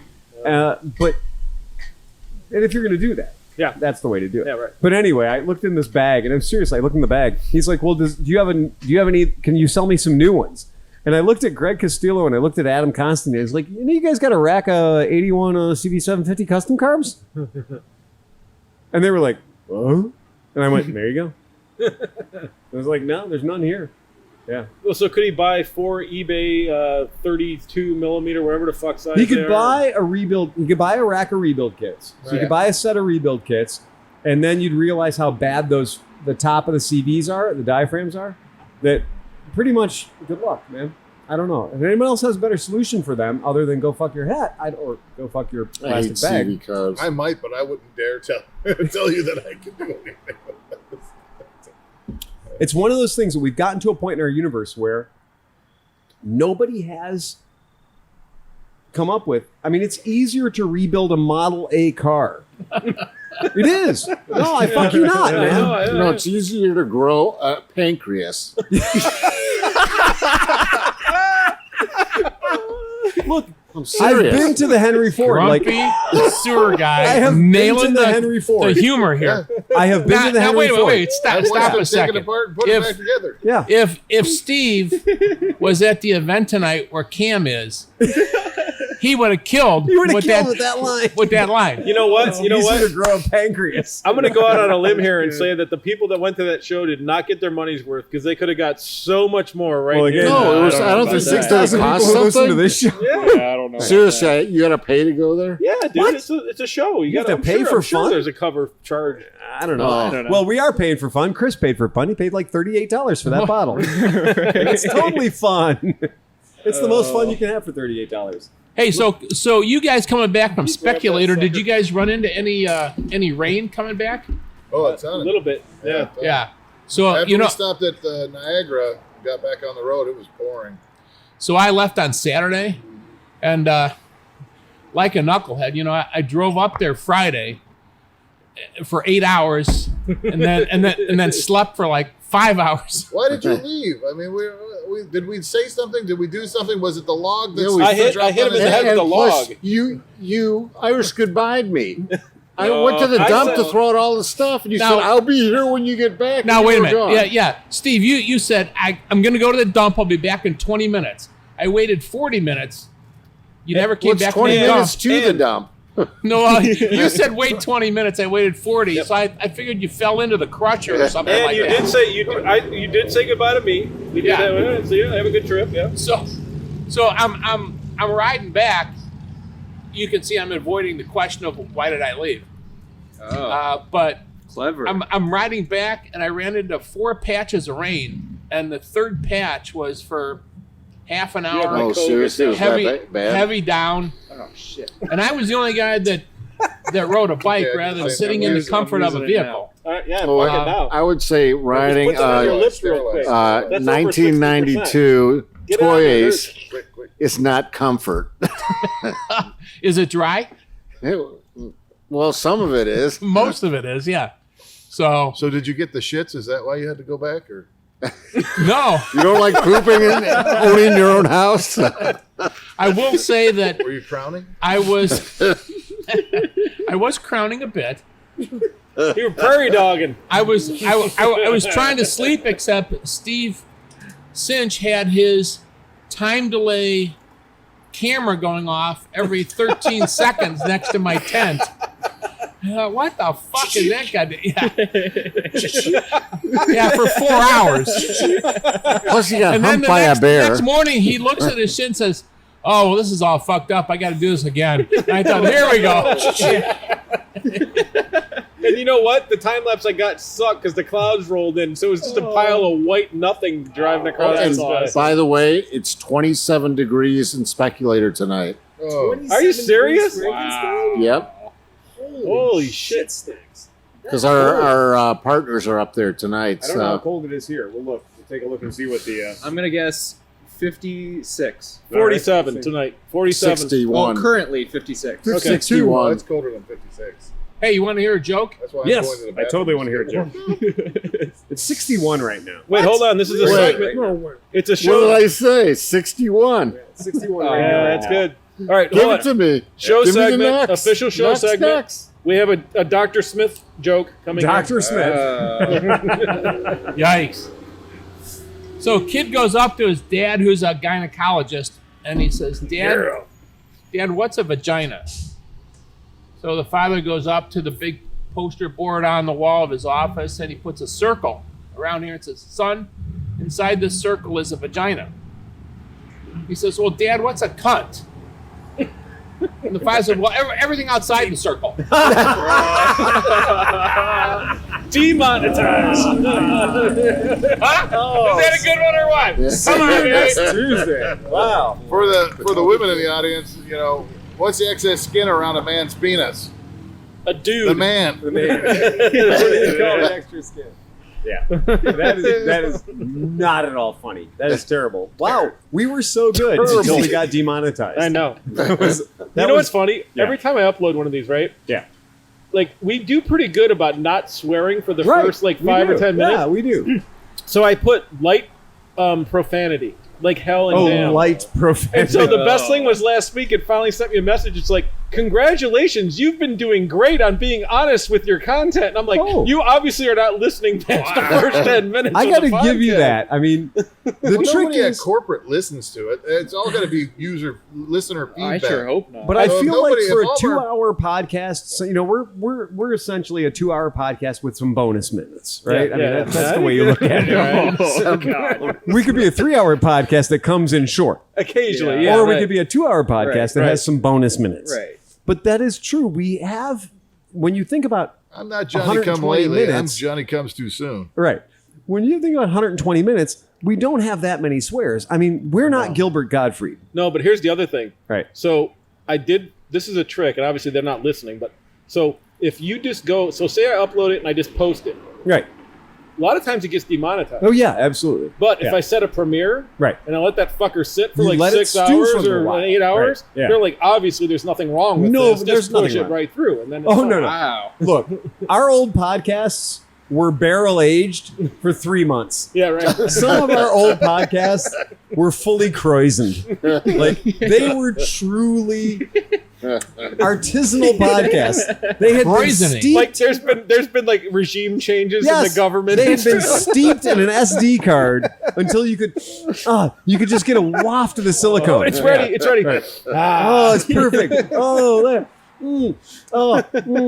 Early scan data. Yeah, that was it. That's how you knew they were good, because Dustin would hold on to them for a really, really long It time. was so difficult to process. Right. The process now is like they're nearly zombie casts. Like, it's so close to being a real time thing that it's great. I mean, Steve gets me the files usually by Tuesday or Wednesday. Well, what happens is so like I try to enjoy my weekend and not be a dick Exactly, and disappear. right. But my wife loves trashy TV on Monday nights, so I just go in the basement and that's when we edit Yeah. and I do stuff. She's watching whatever horrible thing she Right. likes to watch up there, and, Yeah. and I just do the podcast. And you can just do a podcast. Yeah. Or occasionally, and I know nobody at work listens, but if I miss that, right.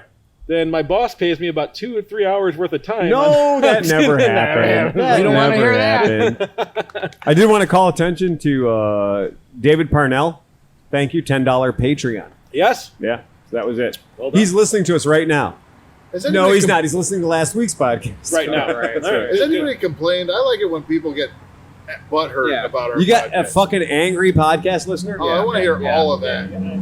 We actually haven't had a shitty, fucked up, Well, you know what? Here's the interesting thing. So Go I ahead. was going back through some reviews because I was kind of researching how to get a bigger audience. You know, Mhm. like I think the podcast is worth it. Yeah. And I was looking at some reviews, and some of them were complaining about audio quality like a year ago, and I'm like, when did we officially do this? Because like I don't know. I know that it doesn't. 50 weeks ago. I think it was less than a year ago. It was less than a year ago. Okay, because I was like, there's no way that they're complaining now. Like Right. I Hey, let me also give a shout out to Cinch Steve here. will take it When he did personally.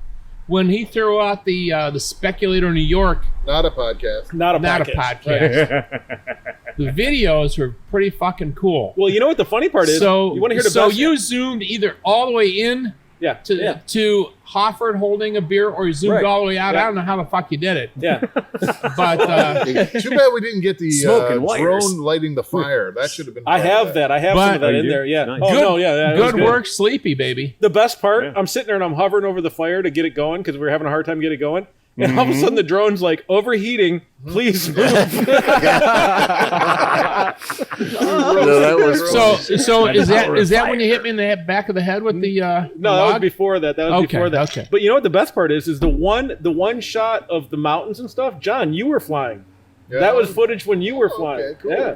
So I told John it'd be easy, and I think we were probably happy enough that it didn't matter either way. But we did great. We were flew the happy. shit out of that thing. Yeah. It was good. We were sending it on missions I didn't think that could do. Like, Yeah. I mean, we I could have really- went to Afghanistan and back. I enjoyed your like description of the area. I thought that was fantastic. It was. You know, I was really just trying to channel Phil there. You know, Yeah, a little bit. Like, You know, as much as we tried, though, there was definitely something missing without the Oh. captain at the seat. And that's why it was not a podcast. It just wasn't. We should do humble narrator. What? I We didn't should do miss it that at in the all. winter with snow. We should go up there and As rent I've told you guys snowmobiles. for the past I'm fucking in. 11 years, 100 years. 100%. have a podcast without me. Hey, it looks awesome. Hi guys, we're doing a podcast. Come on over and say hello. Yeah, absolutely. Yes, we do, actually. Do you want a good beer? Or? We do get random neighborhood people. That's a problem. Yeah. That might be a problem. Right. We got plenty of stuff. He's What are got your a good names? He's got good beers. Billy and Mo. Billy and Mo. Where are you guys I from? don't even know what the hell that Your West is. neighborhood Park. people, right? Yeah. Oh, without a Fantastic. doubt. Where are you guys at? On Just Rock walk Fork. Right on. Very good. Cool. Well, guess what? Nice for you to hand it to me, but You gotta open it. Right. There you go. Oh, nice. Cool. Hi, Billy and Mo. See, Happy Friday to you You guys. under? The Cleveland Moto podcast. The Cleveland Moto podcast is a public service. Nice to meet you, young man. We provide alcoholic beverages to the public as much as we can. This is our thing. Yeah, 10 years ago. Yeah. How are you? We've had it for the past Steve, 5 what- years. And What our whole are you thing guys was doing? we wanted We're doing a podcast. podcast. So, for the people listening I to the see that. podcast that We're can't recording. see any of this, And then the service we've department- And we're had talking about two Bill. wonderful people show up and they're About walking me? around Mo. and checking things Oh, out. Mo. And Yeah. so we're I'm used to Billy. being liquid. And Billy, have you ever So- ridden a motorcycle? Very easy to see. Yes. I'm gonna. All right, what kind? That created a lot That would So be now back here, in we're like- 1979, part you wanna see. and that was a Honda. I was the back end of it with somebody that was driving. Yeah. I will never ride a motorcycle again. You rode with the None of wrong. my daughters ride on a motorcycle. Yeah, again. that's exactly it. And you know what? That's a good instinct. Where are you coming? Right. Where are you coming from? Yeah. Um, They literally live right around the corner. yeah. I was just out and about. Yeah. Oh, okay. Supporting Yeah. the local people. Wandering So- around and supporting West Park. Oh, yeah? That's what we do. Exactly. Yeah, I love it. Are you a professional? Yeah, I am a I professional. could tell. Yes, I am. That's right. I'm I'm a professional many things. There's only one thing I'm an amateur at. Pretty good. Trying to get him out of here. Good All luck. those wires and Yes. Oh yeah. There's trip hazards. It's all good. You could Yeah. literally step on one thing and Drive by shut this us all place. off. Yeah, OSHA is not part of this So operation at all. awesome. That's okay. That's Yeah. why it works. No, no. Well, now we have new neighbors, so they took over the place next door. And you remember what's hilarious is that used to be a photography studio. Right? That's And you know right. who's in here right now? A new guy just bought it. He's a photography studio. So Oh. the sign will be accurate. It only took 20 years, but the sign will be accurate again. It That's will be a photographic studio. Where do you guys Willie's get got some. those cars? I buy them from Japan. They come in from Tokyo. Really? Yeah. Yeah, they're little Boy, I Japanese used to cars. love them. They're adorable, aren't they? They're all Yeah. for sale. I would say adorable. Well, they're no, I'm totally okay with adorable. One of them has Hello Kitty cuddling Godzilla on it. Sorry, So if you true. have Hello Kitty, I just think they're just Cuddling amazing Godzilla. to look at. they're fun. Yeah. Adorable is not something I use. There's a difference. You know how something is. I can tell you how you know when something's adorable. If you name it, it's adorable. Yep. It's a nice looking car. Thank you. All right. When you're ready to name it, Although- come and talk to me. Yeah. I've It's not named, gonna happen. I've named my wiener, and I don't think I'd like a girl calling it adorable. Yeah. Oh, that's What'd you name it, Tidy? It's Ready a to go? good day. Hey, John, that's a very nice penis. Well, thank you so much for Nice. swinging by. I'm sure it Thank is. you for inviting us. You guys are great. I'm so glad you showed up. Didn't know what was going on. No, I talked to got a I beer. talked to Steve from the West Park Development. And he said you guys are coming by, and that was nice. Yeah. Steve, God bless Yeah. him. He's so considerate.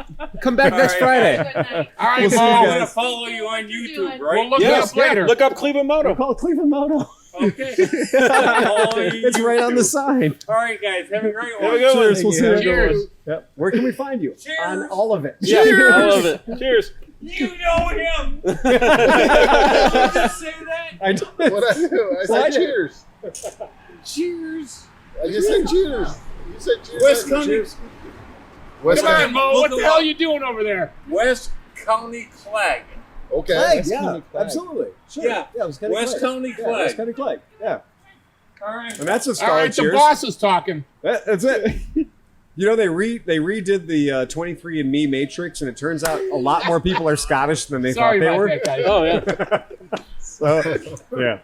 Am I getting this right though? They weren't anywhere other than home, and they're just on the road. Yes, They're walking down the street. they're enjoying the neighborhood. Yeah, Dick, they and are. Dick had Christmas They are. waves at. So, okay, no, Definitely this is They're the not thing. stumbling I over want. from a bar. I think our They're stumbling podcasters around should the know block. about this. In Ohio, they've decided that the bars should close at 10 p.m. Right. Oh, that's where he's coming So from. at 10 p.m., the bars in Ohio are closed now at 10 p.m. That's not usual for us. They're normally, drinks off the table by 2:30. Yeah, and he Yeah, but they drank tell you all at the 10 drinks. p.m. here, buy like 3 or 4 Right. more beers. Well, so, what has happened is it's turned into people escaping from the bars and wandering into parking lots in situations like this. Right. Yeah, Just, it's like If you for look down at the clock, it is actually 10 p.m. right 10 now. o'clock on the dot. On the money. Yep. Which means, so the city of Cincinnati, the mayor of Cincinnati has said, please, governor, let the bars be open later. Because what's happened is there's too much chaos happening outside of the bars. Well, it turns out in the bars you have a regulator called a bartender. Right. And the bartender and the bar owner and the liquor control department all make sure, like Uncle Sam, when I was 18 years old, Uncle Sam kept me from killing myself. Right. I was in the army. Right? Now, it turns out that bartenders and bar owners will keep people like him from wandering out into traffic. Right. Right. I want to go talk to that Buick. It'll give you a nice Well, and he's comfy not place tired to sit enough. down and get shit-faced. Yeah, and like when you're shit faced and tired at 2 a.m., you just want to go to You bed. just want to go to But bed. when you're shit faced and it's 10 p.m., You can get in all kinds of trouble. yeah, that's a lot You of can get bad in all things kinds can of trouble. happen. Yeah, that's Right, exactly right. And that's a real thing.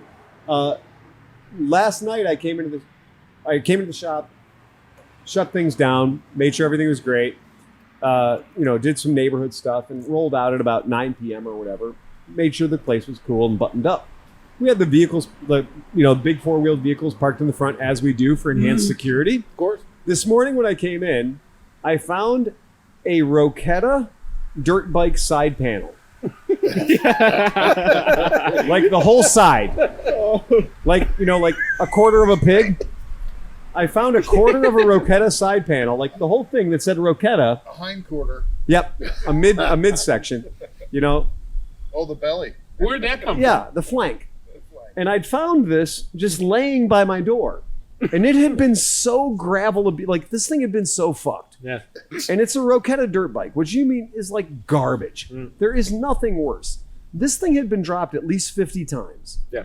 And yet it had been dropped in front of my door as well. So some window licker was in front of my door, worshiping the bikes we have inside, and his motorcycle fell apart while he was there. You know what I'm impressed though? Is that plastic held up because the plastic on my Chinese Grom that I got Right. rid of, the Tao Tao, that just turned into dust on its own. Just vaporized. So that's pretty It just impressive. went back to China. That's amazing that the Roketa plastic is actually better than the fucking Tao Tao plastic. The I Rota- thought maybe you had like the local dogs trained to this, pick up motorcycle parts and bring it back. back here. This Roketa side panel. So when I came to the shop, I came to the shop and like James is already in there because he wakes up early and stuff because he's like an old man.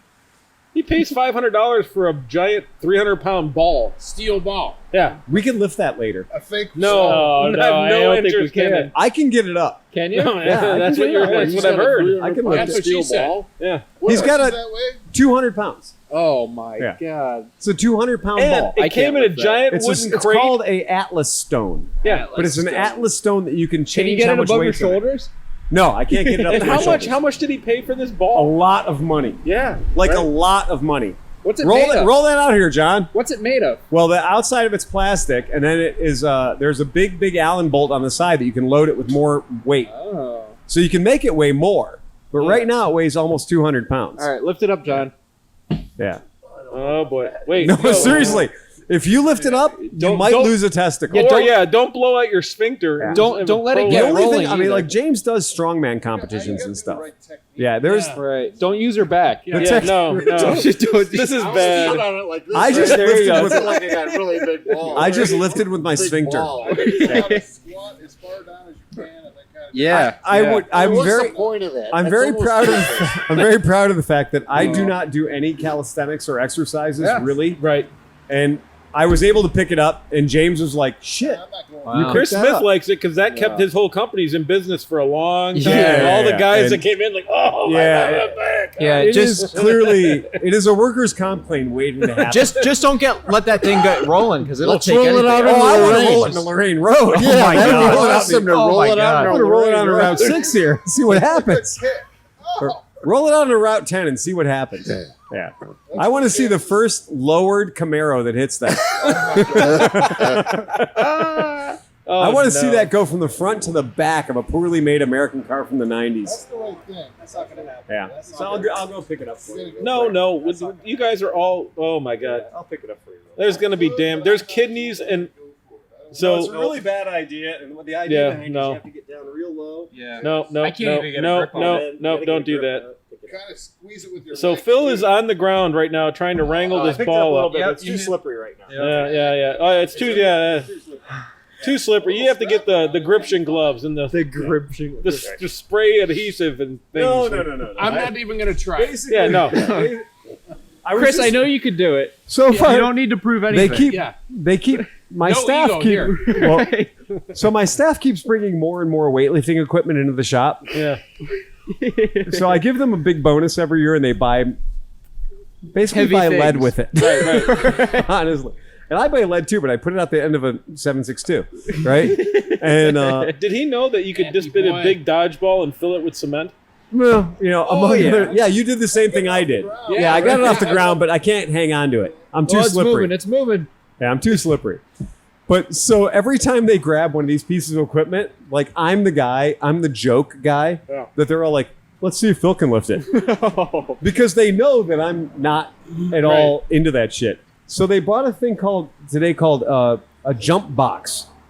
Oh, that's the And thing to you me, a jump up. box is something you use to start cars, right? Or jump over. Right. To them, a Right, jump it's box like a pack of cards. is literally a box That you jump up that has a onto. 12-inch side, a 14-inch side, and a 16-inch side. Fuck that. And you literally go from a standing ground to jump up on top of the box. Yeah. Yeah, start Like- with the And 2-inch how much did it cost?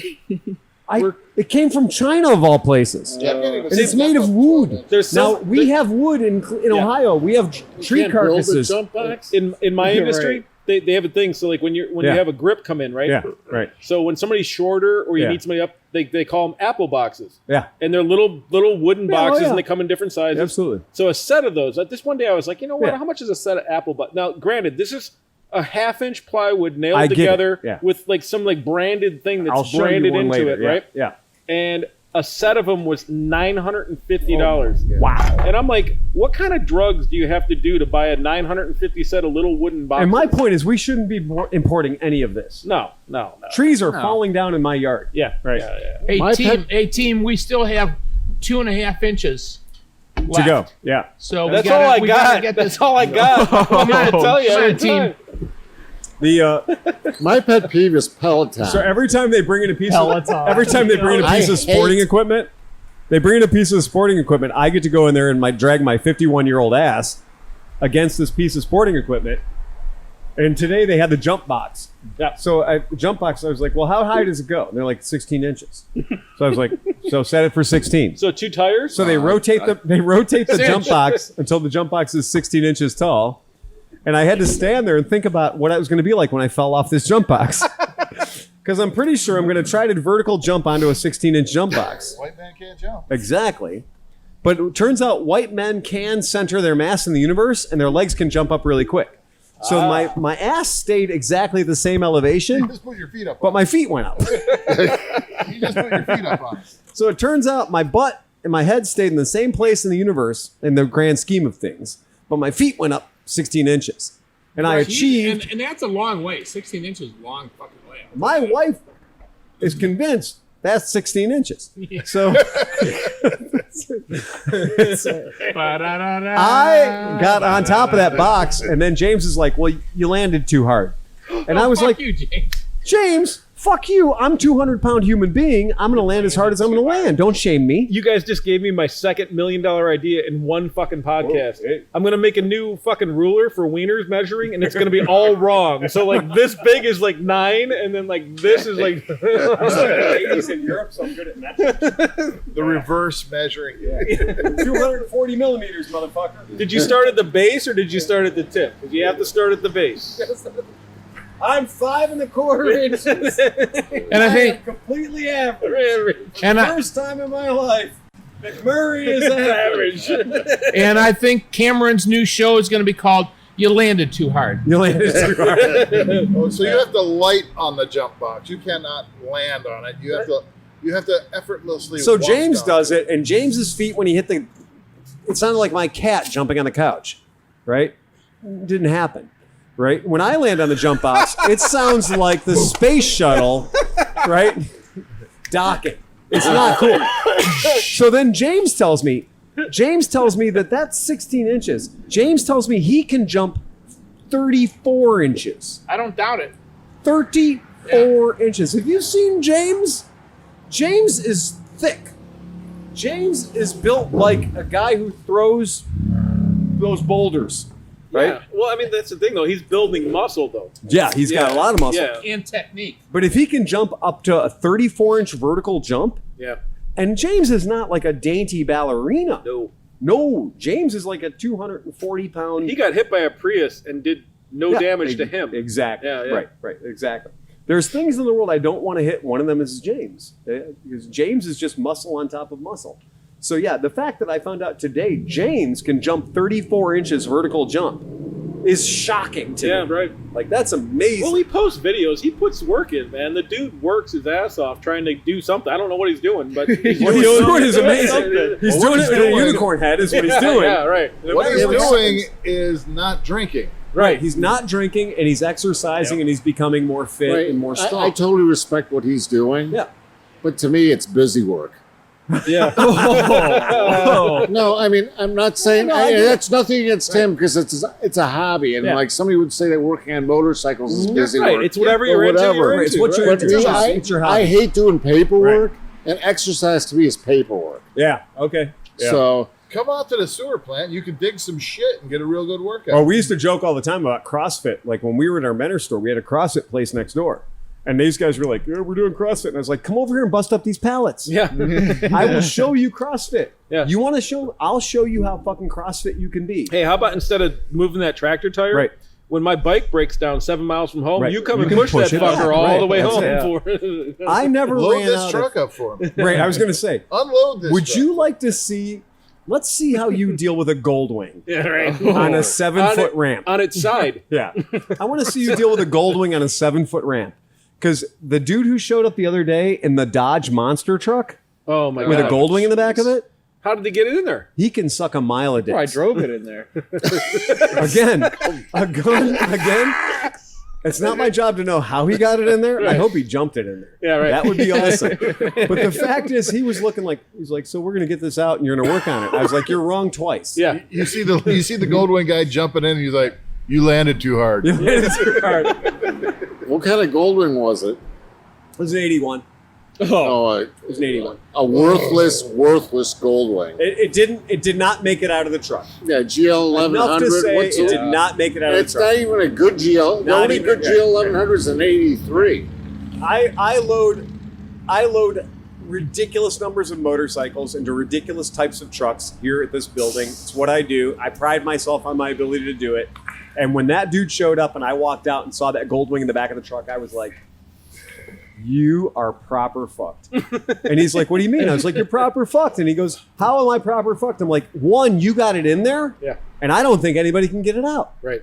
And I'm like, my best recommendation is a strong reverse and then a brake lock. Because if it comes out sideways, at least it's out. Yeah, right. Because right now, it's fucking your truck up. Right. And the best thing you can do is get that Goldwing out of your truck. Well, all it needs is a carb clean. No, you're wrong. You're wronger than wrong has ever wronged.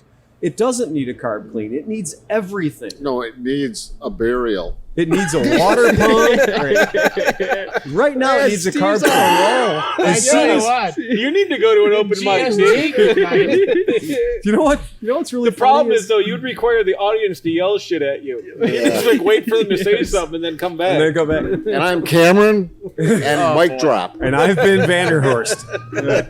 I've Vanderhurst the shit out of this place. But you know what's funny is with all these things, with vintage motorcycles, what I will tell you is they give you the glimmer of hope. Yeah. You rebuild the carbs, and you're like, the carbs are rebuilt. I'm going to go ride this bike. And then you go ride that bike for exactly 30 minutes. And it's putting out 11 volts. Because the alternator's Exactly. Yep. So now you spend 7 hours getting the electrical system working. And you ride the bike exactly 30 minutes. And then what happens? The water pump takes a shit. So you've ridden the bike for an hour and a half grand total. You've spent $33,000. And you realize you're riding a piece of shit. Yes. This is hitting a little too close to home, guys. We need to cool it down. And before any of that, you should have changed the timing belts. Also, first step. It is, I had a guy call me today. The first time I've had this phone call, the guy said, I've got a 2005 Rocket 3. Get your head around that, guys. It's a 2005 Triumph Rocket 3. That's 2,300 cc's. With 3, that's how many of them they sold, right? All 3 of them. And he said, No, in Australia, those fuckers love that bike. yeah, because it's flat. Yeah. Because it turns out you could do anything with a 7.3 turbo diesel or a Rocket 3. Yeah. Right. You could have 19 car truck trailers behind you or a Rocket 3. Right. Right. The Dingo ate your baby or a Rocket 3. Right. Right. Yeah. But I digress. He called me and said, can you make my Rocket 3 louder? And I went, yes. Hacksaw. Because the answer to that is an honest fucking yes. Yeah. I mean, I'm going to tell you guys, if you ever call my shop and say, can you make my Rocket 3 louder? Yep. My answer is always yes. For money. Yeah. Well, one, and I love for the idea of making a $750 Rocket 3 louder. Because it turns out you've hit my fetish. Like, you've hit where my ball gag is right perfect. Like, if you want to know who I am at 3 a.m, can you make my Rocket 3 louder? Yes. In fact, there's nothing I want to do more right now than make your Rocket 3 louder. Right. Did you say it was a 2005? So it's like a really old Rocket 3. Is it red? Is it a red rocket? I don't care. It's going to be a red rocket. Oh, that would be great. Okay, so the red rocket. So I'm like, well, yes, you can make it louder. He goes, well, I called the Triumph shop down the street, and they said they couldn't make it louder. And I was like, well, Okay. they're not trying hard enough. Challenge accepted. Right. Oh, this guy's all about the louder. Yeah, there we go. They They got said, a whole crew going on over here. No headlight on the one guy. no headlight on the other guy. Yeah, right. Yeah. He had the electrical problem I fixed earlier. But he's got his club vest on with the gun pocket, so he's okay. You know he's good. okay. Yeah. Yeah. He's got at least 38 calibers. That's right. So I told the guy, I was like, yeah, I'll make it louder. And he goes, so what are you going to do? I said, well, I'm going None of your to... fucking business. I was like, I was like, what's our budget? So he goes like, what do you mean? I was like, well, what's our budget? Like, Right. if we want to talk about like $3,000, I got friends in high places. we can make it sound amazing Yeah. and have power to match. And he's like, well, no, I'm talking about like $700. Right, you're talking decibel per dollar. And I went, well, I have a 24-inch drill bit. And a sawzall. And And as long as I got a 24-inch drill bit, we're going to make it louder. Is that how you dated originally? You just told people that you had a 24-inch drill bit? That's it. That's I all would it say a takes. hole saw. 9/16, motherfucker. Yeah. And it turns out they don't make them that big in metric. Oh. So when you're getting a 9/16. 24-inch drill bit, you have to get SAE. Ah, Yeah. Okay. No, good. Yeah. So what But yeah. happened? So what did you do it or what? No, I told him what I was going to do. And I realized he wasn't into that. And I said, He wasn't into getting reamed. well, I said, you currently have one big hole. I said, you currently have one big hole and a place where more holes could be. Yeah. I said, so if you look at the back of your motorcycle, there's one big hole and then there's space where more holes could be. Right. I will put more holes there. Yeah. And he went, and what will that do? I said, it'll make it louder. Oh. And he goes, but I'm worried about fucking it up. And I'm like, no, No, it's already fucked up. We're gonna It's a unfuck it. triumph. You bought a Rocket 3. You bought a Rocket 3. Right. The situation was already pretty fucked up. up. They took a little bit of a car motor and put it in their motorcycle going the wrong direction. Triumph Yeah. was sitting there one day and they're like, wow, have you seen the Honda Rune? They're like, yeah. What can we do to make something even more fucked up? And they're like, Rocket 3. Yes. I'm convinced that drugs in England weren't strong enough. They had to talk to people in Denmark. I'm convinced that there were no drugs in England hard enough to create the Rocket 3. I'm convinced they had to call in the Danes. I'm convinced they had to get proper Amsterdam. Like the presentation, the presentation from the design crew was 1/3 sniffs. Yes, exactly. I'm pretty sure somebody went, have you seen my friend Cosworth? Well, I mean, the Rocket 3 is kind of like Cheech and Chong in Denmark with E.T. the extra testicle. It's a twin. It's the extra testicle. So what we need is a rally car, but it only has 2 wheels. Okay. It needs to look like it had a Harley love affair. Right. But I told the guy, I was like, look, it's a 15-year-old Triumph. Right. You can't really go too far wrong. Right. So drill some holes in the fucker until you get it loud enough that makes you happy. What about just taking the muffler off for starters? And then So it's a and then 3 reverse- into 1 into 3. So the way they built this thing, I don't want to get into details because God forbid it's a motorcycle podcast. But does it come apart at all? Well, there's like a good half hour where there was just I don't even know what was happening. For a of half course, hour. my answer is always the same thing. Get to the 3 slime, 3 stays where it is because it's a car motor. You go 3 into 1, that's fine, and then take the 1 part and turn it into a leaf blower tip. Right? So you just make that into a leaf blower. Yeah, that tip you found laying on the street, Right. that would have been Perfect. Yep, a Magnaflow. A Magnaflow off of a Cummins, a Dodge Cummins, whatever. Perfect. And that would sound heavenly for probably this guy. If you're deaf. If you're deaf. Exactly. If you can only hear things on a seismic level. Did he ask for a stereo? That he could No, he didn't. play? And so I gave him that advice. I said, well, go to Home Depot and get yourself a 24-inch long drill bit and have fun at it. And just really go after it.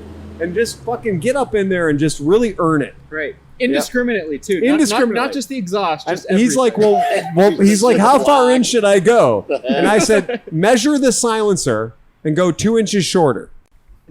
That's good advice. That is good I think that's good advice. I feel strongly about I would have that. said as far as you can. Go all the way out the other end of the silencer. Make it truly inlet and outlet exhaust. When you start getting Palladium from the catalytic converter, Yes. you know you've Excellent. done. That's a good So, point too. Speaking that you're talking about English guys and drugs and things like that, I know a couple of these guys were familiar with this guy, but I've just recently become enamored with this dude. He's the Bob Ross of motorcycle insane modifications. He's also like a nuclear physicist and a fucking rocket engineer. And he takes things like a Kawasaki Z1 Brian May and makes 27-cylinder Kawasaki. It's a six cylinder and all system. But have you ever heard of Alan Milliard? Yeah, Milliard. Yep. Yeah. The guy's fucking amazing. Yeah. He does- Anybody that listens to this podcast, go to Right. YouTube. Yep. First of all, subscribe to ClevelandMoto podcast. But then after that, Right. go and subscribe to this guy. He's Right. only got like 78,000 subscribers. Right. He deserves 10 billion. He does. It's Alan Milliard. And his whole jam is multi-cylinder motorcycles that they didn't build. Yeah, Right. But like also he takes the what do you call them?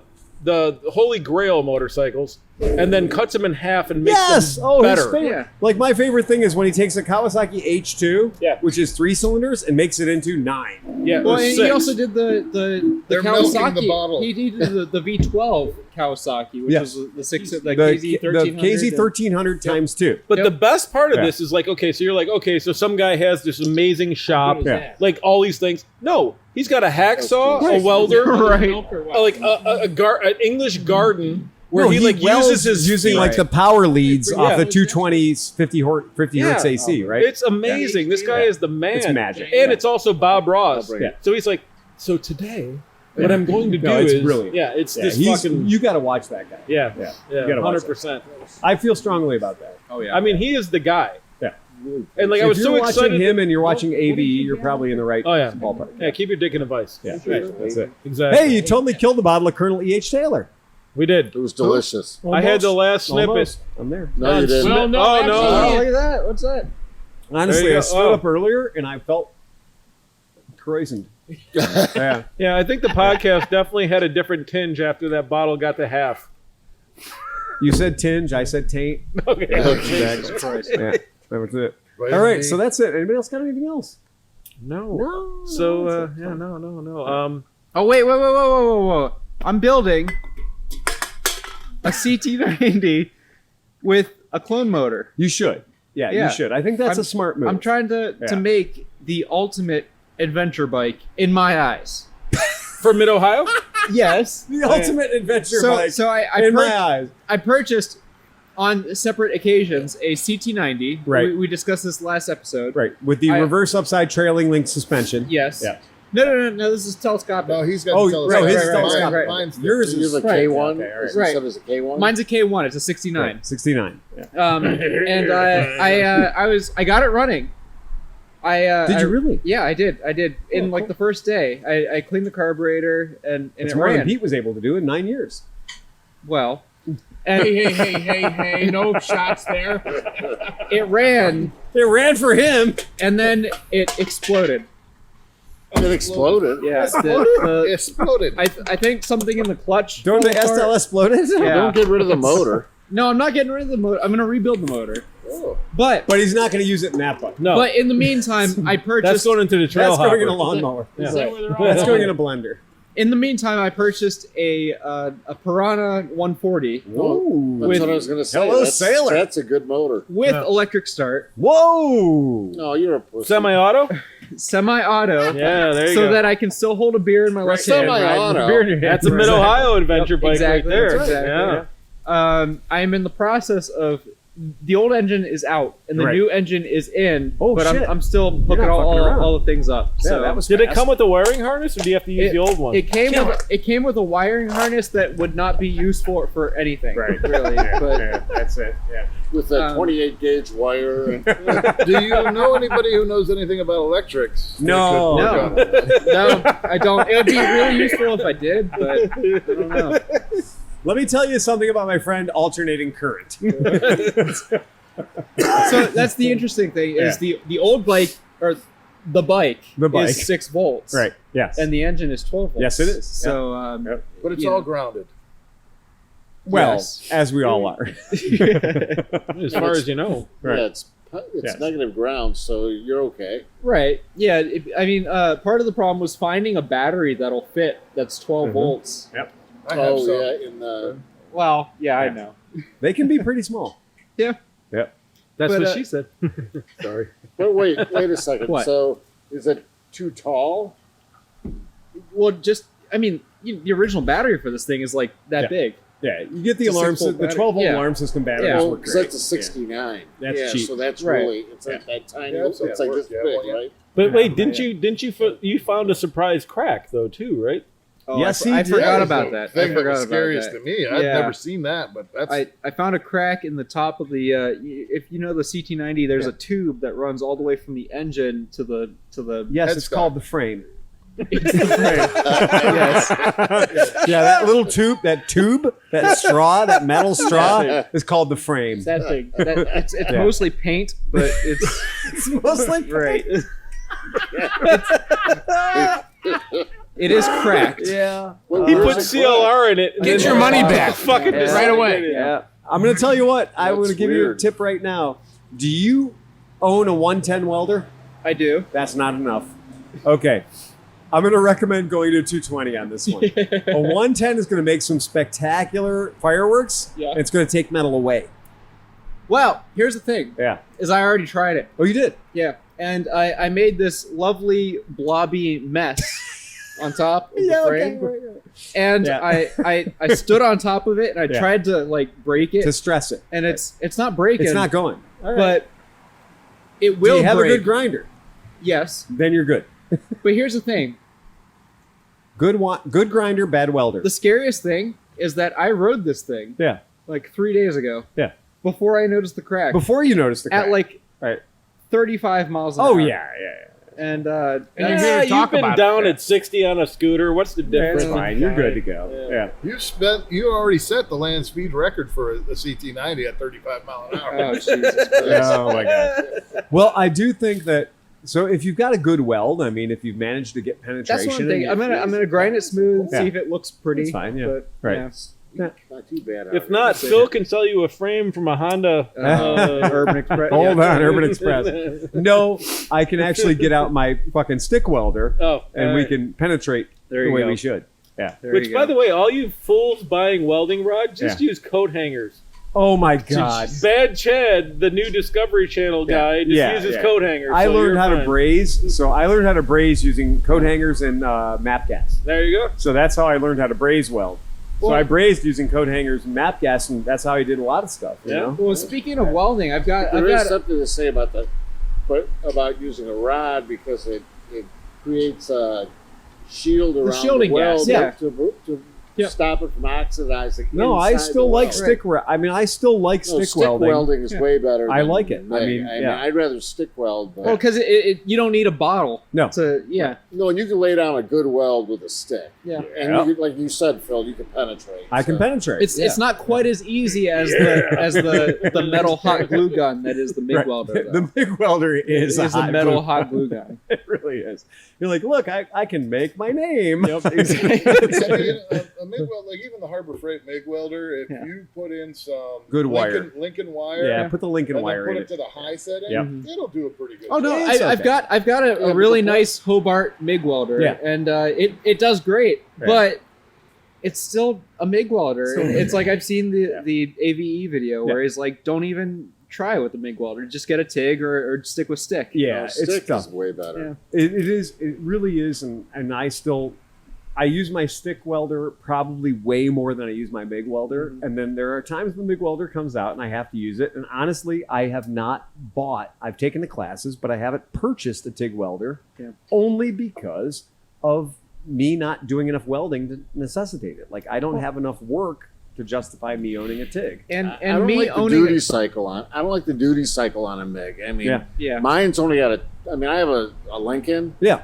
But it's got like a 20% duty cycle. Yeah. I mean, it's worthless to me. I mean, I have a Harbor Freight and a Miller, and I did like the official testing both of them against each other with the same Lincoln wire in both welders. Yeah. So I used the exact same 30.30 wire in both welders, and they're both argon. They're both gas welders. And I ran them against each other, and I did the best I could do, meaning I just jiggled my hand as you do. Come on, dude.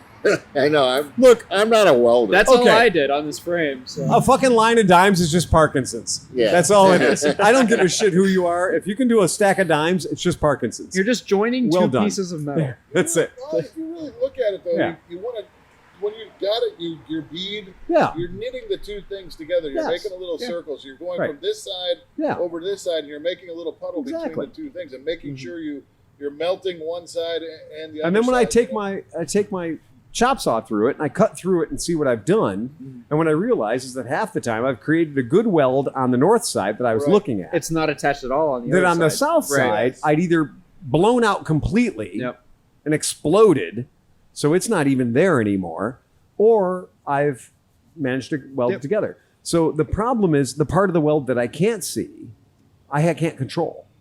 And until you cut the work you've done apart, literally in twain, you've rendered it in twain, you don't know what's happened on the backside of your weld. Well, if you're not going to magnaflux your welds, and Exactly. fuck it. I Right. mean, it's not. It doesn't make The best any thing we're doing difference. is all the same thing that we're Magnaflux. doing always. We're just fucking, it's literally Magnaflux. whiskey throttle. I'm not a welder. No.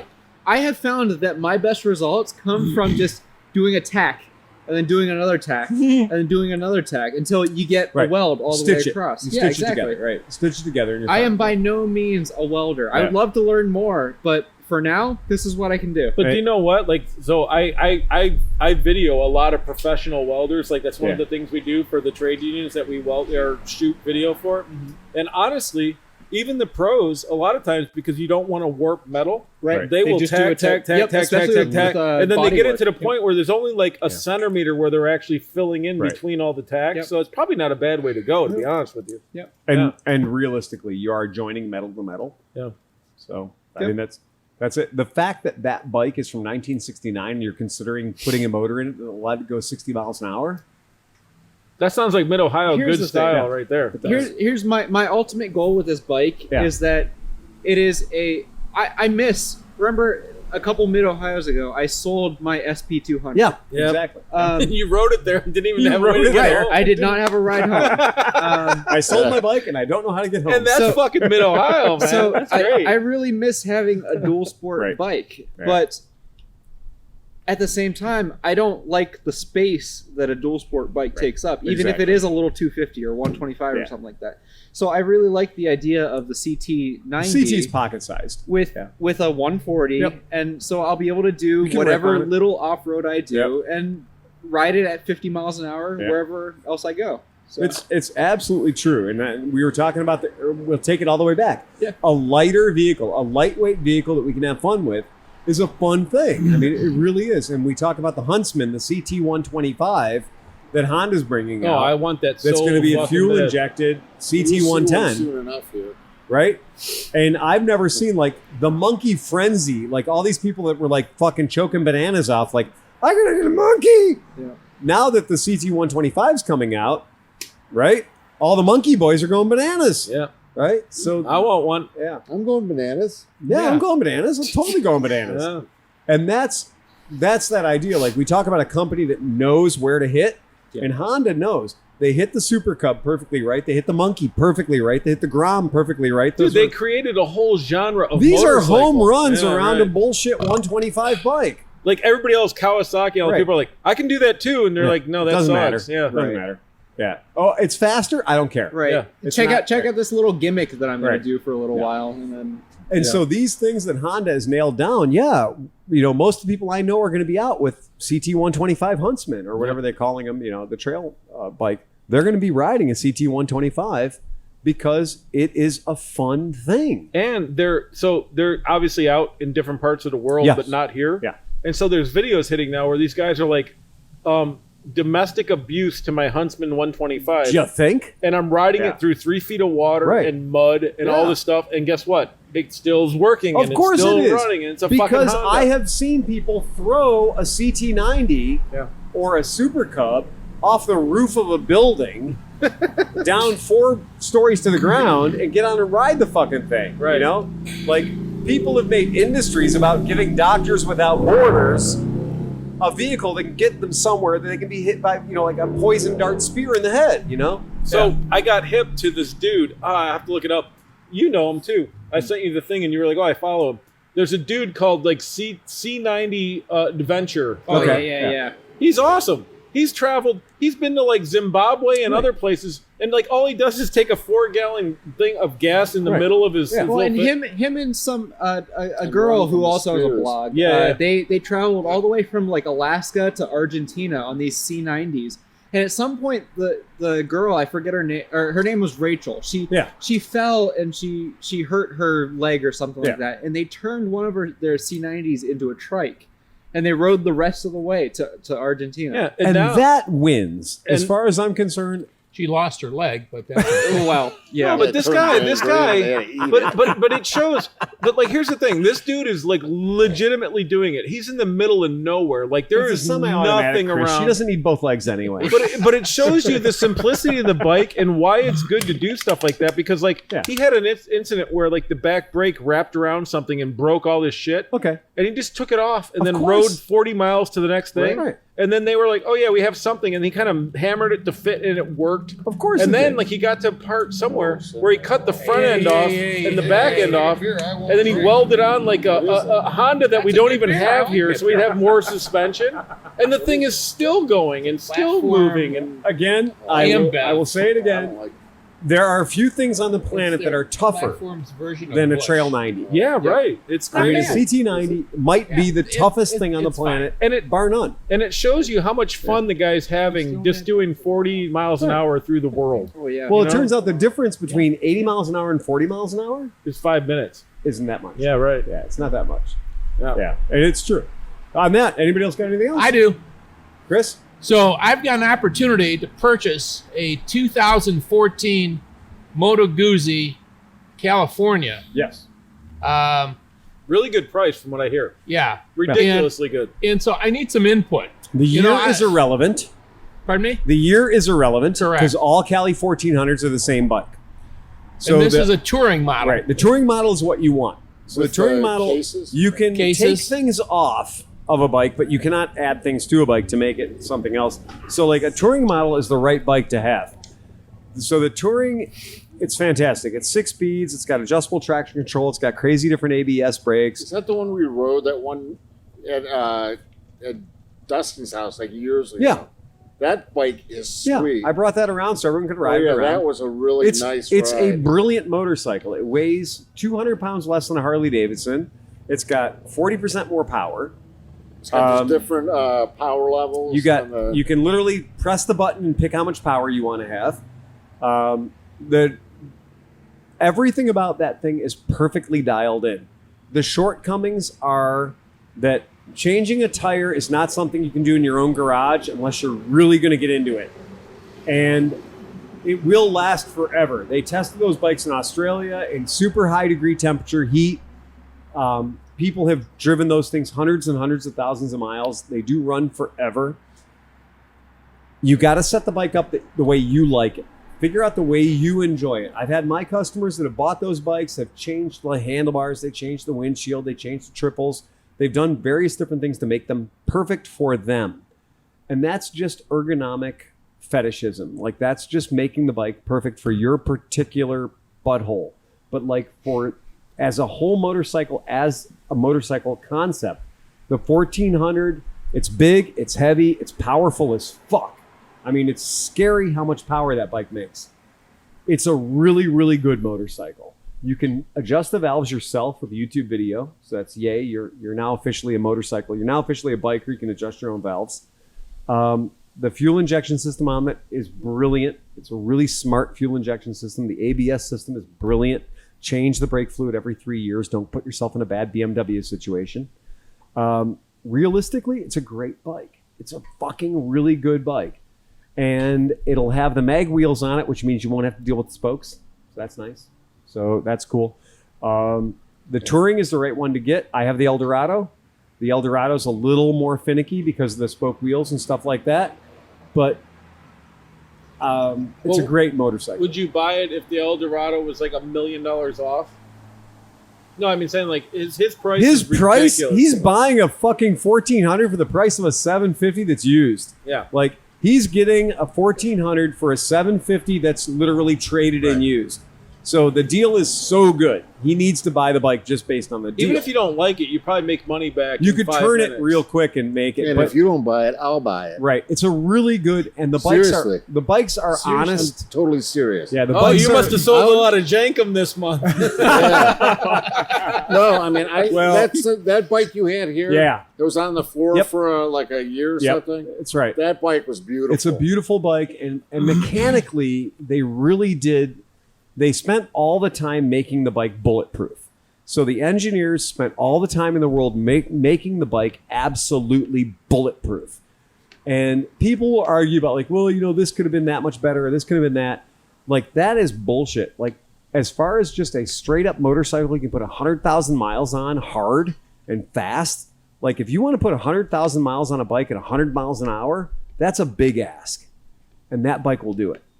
Like Gucci will do that. Gucci 1400 will turn you 100,000 miles at 100 miles an hour, and how quick No are the problem. valve checks? Or you know what I'm saying, like realistically 15,000 miles. no, but I'm But saying they're like easy, with the too. valves sticking out of the side of the Oh, fucking 30 minutes. Yeah, right. That's what I meant. Yeah. 45 if you're an idiot. It takes me 2 days to even get to my valves on my Super 10. Right? This is not an inline 4-cylinder motor. This isn't a concourse where it's like, okay, I've now gotten to where the valves are. Yeah. Now I need to measure how many shims I need. Right. And then now I need to order 16 shims of various sizes. Right.